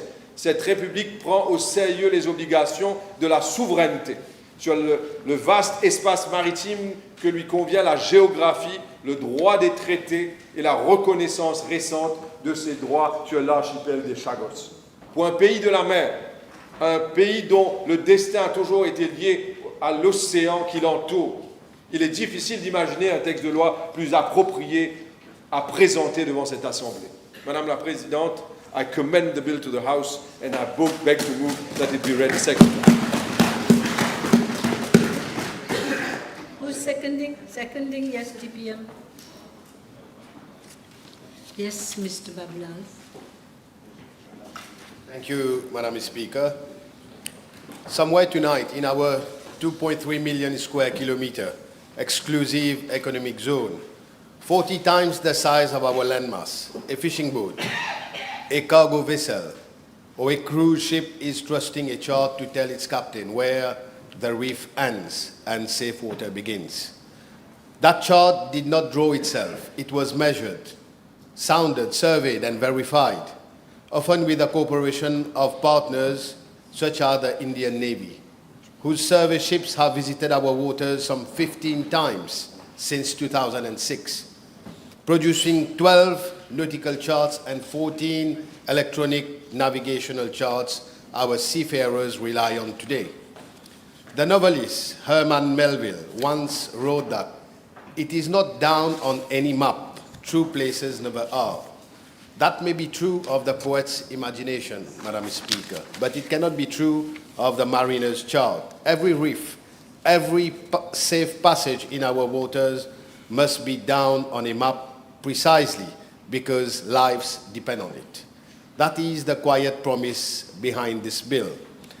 This House does not often debate hydrography, but our fishing industry, our tourism sector, our blue economy ambitions, and the safety of every vessel leaving Portruis Harbour all depend on someone, somewhere, having correctly measured the water beneath the Nile. That is what this bill is really about: water, safety, sovereignty, and the unglamorous work of knowing what lies beneath our sea. Madam Speaker, I speak on this bill also as someone for whom water carries a meaning deeper than measurement. As a Mauritian of Hindu faith, I was raised to see water as sacred. We venerate Gangama, Mother Ganges, as the source of life itself. And here at Grand Bassin, Gangatala, our community, gathers each year believing those waters flow in spirit home to her. If our faith teaches us to hold water sacred, this House owes no less a duty to protect the waters that sustain every citizen of this republic, be it Hindu, Christian, Muslim, and all other who call this island home. I rise, Madam Speaker, in support of the principle of this bill. It takes a unit that has served us capably since 2013, a finalist for the Commonwealth Association for Public Administration and Management's Innovation Award, and it gives it at last the statutory backbone it has deserved for over a decade. An island nation with blue economy ambitions and sovereignty over an EEZ 40 times its landmass cannot leave the instrument that maps that sovereignty as an administrative footnote. This bill corrects that anomaly, and for that principle, the Honourable Minister deserves credit.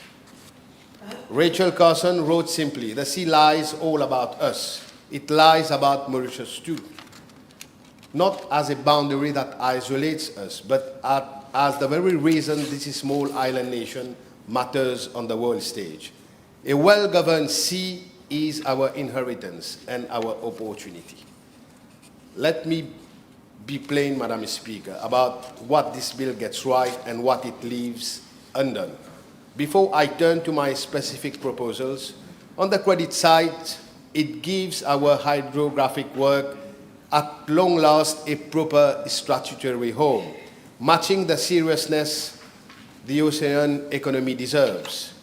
It settles that hydrographic data collected in our waters belongs to the state of Mauritius, and it aligns us formally with international standards set by the International Hydrographic Organization, the International Maritime Organization, and the International Organization for Marine Aids to Navigation, and with our obligations under the United Nations Conventions on the Law of the Sea and the International Convention for the Safety of Life at Sea.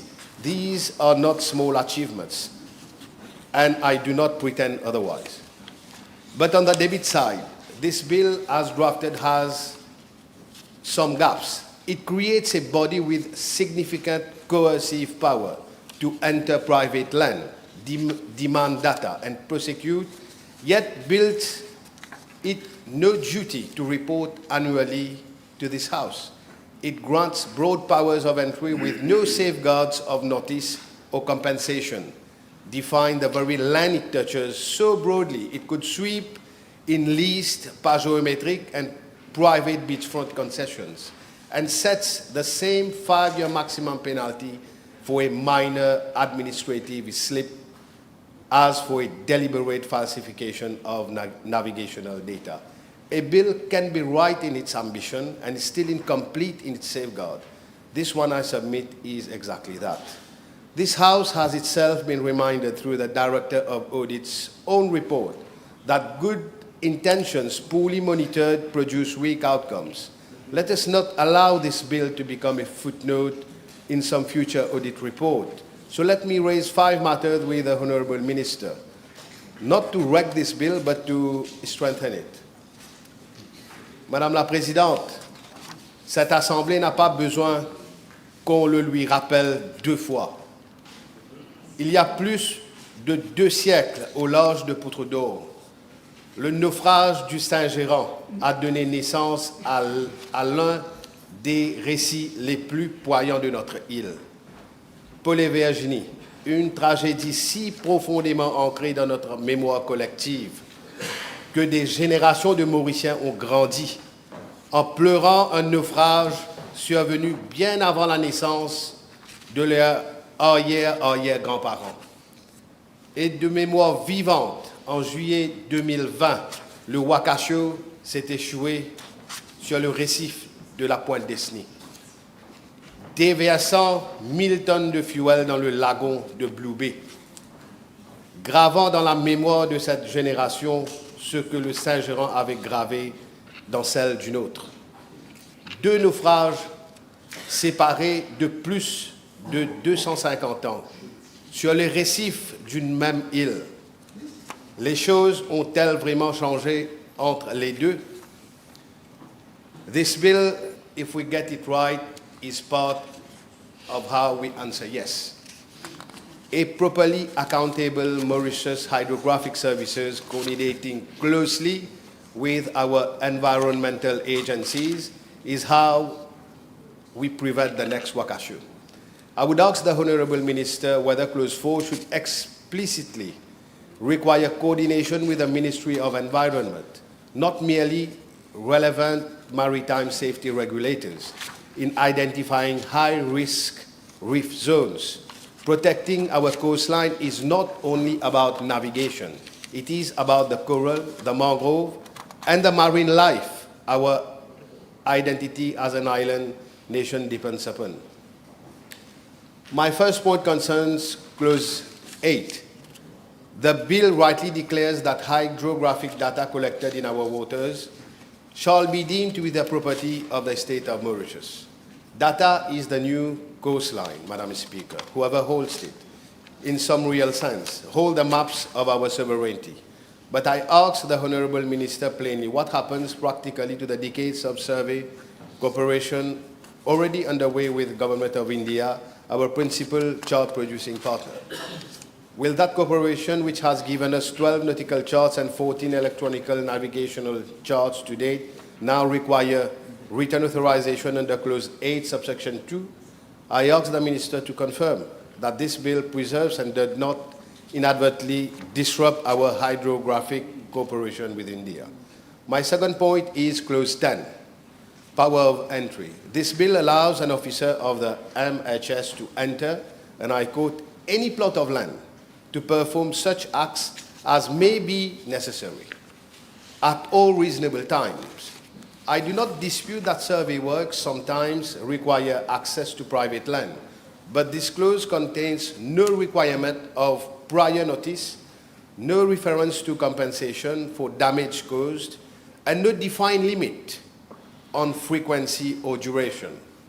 A citizen of Montagne Blanche, a planter in Grand River Southeast, a family with a modest beachfront plot passed down through generations, they deserve to know that reasonable times, meaning more than an individual officer's discretion on any given morning. I urge the Honourable Minister to accept an amendment at committee stage, inserting a clear notice and compensation framework. My third point concerns Clause 8, the power of the Minister over the Chief Hydrographer. These powers are as drafted abroad, the Minister may issue directions of general character, and the Chief Hydrographer shall comply. I do not begrudge ministerial oversight. That is proper in any ministry. But this bill, unlike a number of others this House has passed, contains no requirement whatsoever for an annual report to be tabled before this Assembly. I asked the Honourable Minister whether he would accept, even at this late stage, an amendment requiring the Chief Hydrographer's annual report be laid formally on the table of this House. Sovereignty without accountability to this chamber, Madam Speaker, is only half a sovereignty. My fourth point is on clause 14, the offences. A general contravention of this act carries up to 5 years imprisonment. I do not take breaches of maritime data security lightly, but that same exposure applies to minor technical non-compliance under the catch-all wording. I ask the Minister to consider proportionate tiers of penalty at committee stage. My fifth and final point, Madam Speaker, clause 2 defines plot of land simply as delimited part of land or water. A definition broad enough to reach leased, pagiometric, and private beachfront concession. Was this breadth intentional, and what protection exists for those whose land now falls within its reach? Madam Speaker, none of these 5 points are raised to obstruct this bill.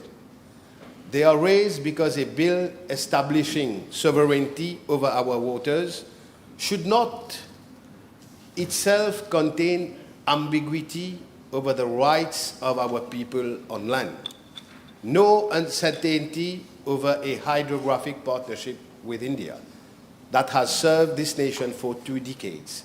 This bill protects our waters on paper. Let us work together today to make sure it protects our people and our partnership in practice. Madam Speaker, I represent constituency number 10, Montagne Blanche, Grand River South East, a constituency with a long coastline, fishing communities who have worked these waters for generations, and families whose land runs down the shoreline this bill concerns itself with directly.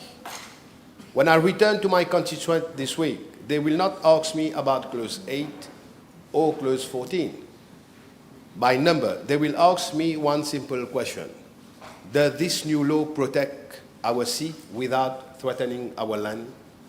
With the amendments I have proposed today on continuity with India, on notice and on compensation for entry, on annual accountability to this House, on proportionate penalties, and on the definition of the very land this bill may touch. I believe, Madam Speaker, the answer can be yes.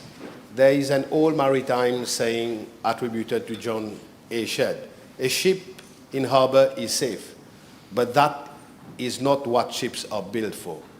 This bill was not built to sit safely in harbor unexamined. It was built to sail. And it is this House duty today to make sure it is seaworthy. Let this House be remembered not for how quickly it passed the bill today, but for how carefully it did so. Because somewhere tonight in our 2.3 million square kilometers of ocean, a captain is trusting a chart drawn by officers of this state. Let this House be equally worthy of the trust our own citizens place in us to chart their rights on land as carefully and as faithfully as we chart our waters at sea. Thank you, Madam Speaker. Thank you. You were well within time. You were well within time. Okay. Mr. Honourable François. Merci, Madame la Présidente. D'abord, en ce 14 juillet, qui m'offre l'opportunité de féliciter chaleureusement le peuple français à l'occasion de leur fête nationale, je transmets notre gratitude et nos vœux de paix, de progrès et de prospérité à la France, surtout pour son soutien porté à Rodrigue notamment dans le secteur de l'eau. Bonne fête et aussi bon anniversaire au Premier ministre, Dr. Angoula. Now, Speaker, now I shall provide a brief overview as a graduate surveyor technician on this technical bill presented by Honourable Mohammed, the Mauritius Hydrographic Service Bill number 11 of 2036, whom I congratulate. The bill aims to establish Mauritius Hydrographic Services, which will, in relation to nautical chart production, be responsible for national custody and safekeeping of hydrographic data, regulating hydrographic surveys and charting within Mauritius Maritime Zone, and regulating hydrographic data exchange, access control, and sharing. This is fascinating, an important subject, hydrography. Lucinapi International Hydrography Organization Director stated, hydrography and derived products open up new opportunities in the maritime sectors, highlighting now how important it is to invest in the hydrography sector to provide a competitive advantage in the maritime domain, rightly highlighted by Honourable Mohammed. Hydrography is about professional, systematic surveying of the unknown and the invisible, collecting data on the sea depth, seabed shape, tides, currents, and protecting the marine environment, coastal zone planning, and national infrastructure development. The future of navigation is digital. Hydrographers worldwide recognize that the future is blue and beneath the sea, vital for us as an island nation. The IMO, International Maritime Organization, encourages the development and implementation of e-navigation to enhance berth-to-berth navigation using electronic chart display and information system with electronic navigational charts. As interpreted in this bill, hydrographic data covers the physical features of Mauritius Maritime Zone, including coastal areas, very important, coastal areas, rivers. This morning I heard the Honourable Ashia Baden talking about Vakwa Reservoir. Tides, navigational features. And here I have to mention the working relation with road rigs should be clearly defined. This year, Madam Speaker, the International Hydrographic Organization celebrated World Hydrography Day with the theme, Transforming How Ocean Data is Shared, Recognized the importance of digital technologies and data interoperability in maritime and ocean sectors.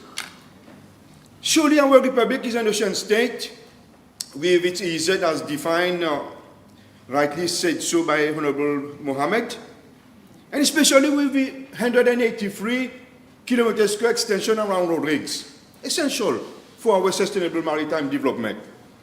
Now, Speaker, today, much of our nautical chart production is currently undertaken by India, the chart producing nation for Mauritius, with established protocols for selling navigational products. And to date, the Indian National Hydrographic Office has produced 12 paper navigational charts and 14 electronic navigational charts, 7 for Mauritius, 3 for road rigs, and 2 for Agaliga. Now, Speaker, from a security perspective, the Indian Ocean is emerging as a strategic hub in a global power dynamics with Indian engagement, the Georgia base, and growing Chinese presence among African coastal states. This bill will reinforce security needs and the control of our seabed resources, with Mauritius playing a key strategic role in the geopolitical future with our sovereignty claim on Chagos. Madam Speaker, we are versed with land spatial planning from a technical perspective. And today we are moving towards marine spatial planning for future infrastructure, maritime operation, sustainable management of marine ecosystem, fisheries, and environmental protection. Clause 4F of the bill authorizes hydrographic surveys in Mauritius and the production of and publication, distribution, and updating of official nautical charts for use in our maritime zone. The UN SDG 14, Life Below Water, emphasizes Sustainable use and conservation of oceans requires effective strategies to combat impacts such as overfishing, ocean acidification, coastal eutrophication, and erosion. This is part of extension of this bill. We must develop sustainable projects and innovable solutions related to climate change, food security, safe maritime transport, and ocean use. Surely Honourable Boulel will elaborate further on that. In line with Blue Economy vision and growth, Mauritius will need to recruit more hydrographers or hydrographic surveyors to deepen our understanding of our seas for wider economic and social benefits. From an environmental perspective, Madam Speaker, climate change, induced sea level rise and environmental damages demand urgent attention. Our NDC, presented by Honourable Bagwan, NDC 3.0, highlights the impact, adaptation, and vulnerabilities associated with climate change. And as per our NDC, sea level rise is accelerating beach erosion, beachfront loss, and coastal infrastructure damage with more than 37 kilometers, that is 17.6% of our coastal line being affected. And I note that beach widths have shrunk by up to 20 meters in recent decades. This is where hydrography and hydrographic data will be important. Therefore, as a key information producer, we have to adapt to prevent damage, to monitor coastal erosion, and guide coastal public works in our republic. Mauritius has initiated, very important, a carbon sink enhanced program aiming to carry out a blue carbon inventory in our EEZ by 2025, which will require certainly hydrographic data. And today, we don't have much data. Honourable Bagwan is laughing. Certainly you will elaborate on that, aren't you? Madam Speaker, Rodrigues has a rich hydrographic history, with surveys dating back to late 18th and 19th centuries conducted by colonial British Royal Navy personnel. Born in 1780, Lieutenant Russell in 1822, and Surveyor Sherwater in 1874. Our hydrographic publication was done by through a hydrographic map in February 1876 by British Navy hydrographer Evans. Rodrigues today requires more hydrographic data around seed waters, especially Port of Pomachua. This bill will benefit beyond navigation for Rodrigues. Rodrigues faces, as I said, shoreline erosion, seagrass monitoring needs, and environmental concerns requiring hydrographic surveys. Hydrographic information is also needed to monitor brine discharge from desalination plants and siltation of our channels within our lagoon for local navigation. Locally, Madam Speaker, safeguarding marine life and monitoring changes in sea routes near Rodrigues shores are crucial. Rodrigues Hydrographic Unit should be established, manned by local surveyors, Mr. Minister, who can receive further training. They need training to share marine information with local authorities and bodies also like the NRIC, the National Innovation Research Council, the Meteorological Services, and the Mauritius Port Authorities, amongst others. There is need for what I call a coordinated, connected ocean information ecosystem with Rodrigues and Mauritius as per this bill. Imagine a civil engineer in Rodrigues who wants to obtain real-time data from the Meteo Service for current waves near Pomachua. He has to fetch this information from Vakwa Meteorological Station. And today with the hydrographic department or unit being established by the ministry, I believe this professional, if he wants to have data, he has to fetch it from a bend. So, ocean and maritime data must integrate into what I call a single digital ecosystem through a multidimensional approach. Now, Speaker, the future development of Pomachua, as projected by its master plan, is strategic for Mauritius due to its geographical and geopolitical location. Port Maturin requires a larger port area. As trends shows, bigger ships, increased commercial pressure, and vessel size growth. The last dredging of the main channel and berth area of Port Maturin was done in 1990. Maintenance dredging, however, has been done for the annex channel in 2009. Yeah, 2009. And my question is, what is the current hydrographic situation of the Port Maturin channel today? Most notably, the maneuverability of large ships within the confined waters of the port of Port Maturin and its capacity limits is a problem. Madam Speaker, Rodrigues hosts one of the Republic's most significant community-based marine conservation initiative, the Southeast Marine Protected Area, SEMPA, covering 43 square kilometers to protect marine biodiversity and support sustainable co-management and coastal resources. In the context of its autonomy, there is a need to create this Rodrigues hydrographic unit, staffed by the local surveyors, as I said, who can thereafter receive hydrographic training. I repeat that. Pressing hydrographic survey requirements for Rodrigues and SEMPA include, within the Rodrigues Lagoon, improve navigability through bathymetric databases and sedimentation characterization in navigable channels within the lagoon. I'm looking at a local perspective. Monitoring of current parameters. Fishing bank of bandelets. This is very important for our fishers. And Hawkins Bank for effective management and exploitation. We need to have accurate data there. The EEZ and maritime zone around Rodrigues from an economic perspective are fundamental assets for our republic. We must collect maximum marine information therefrom for the future. Madam Speaker, let me conclude. As I said, I will be looking at the technical aspect. The maritime and ocean sectors are undergoing digital transformation. This bill is laying the foundation for civil navigation, more efficient operations, better environmental stewardship, and informed decision-making. In light of what I've said, I reiterate my support for the Mauritius Hydrographic Service Bill and look forward for further elaboration and debate, especially with our Chagos Agreement.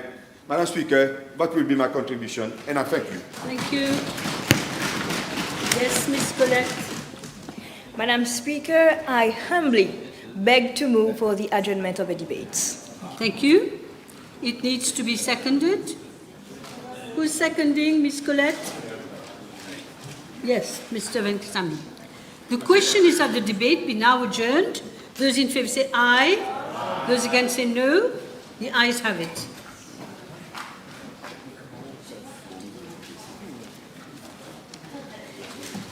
Yes, Madam Speaker, I move for the adjournment of the House to next Tuesday, the 21st of July at 11:30 a.m. Thank you. The House stands adjourned.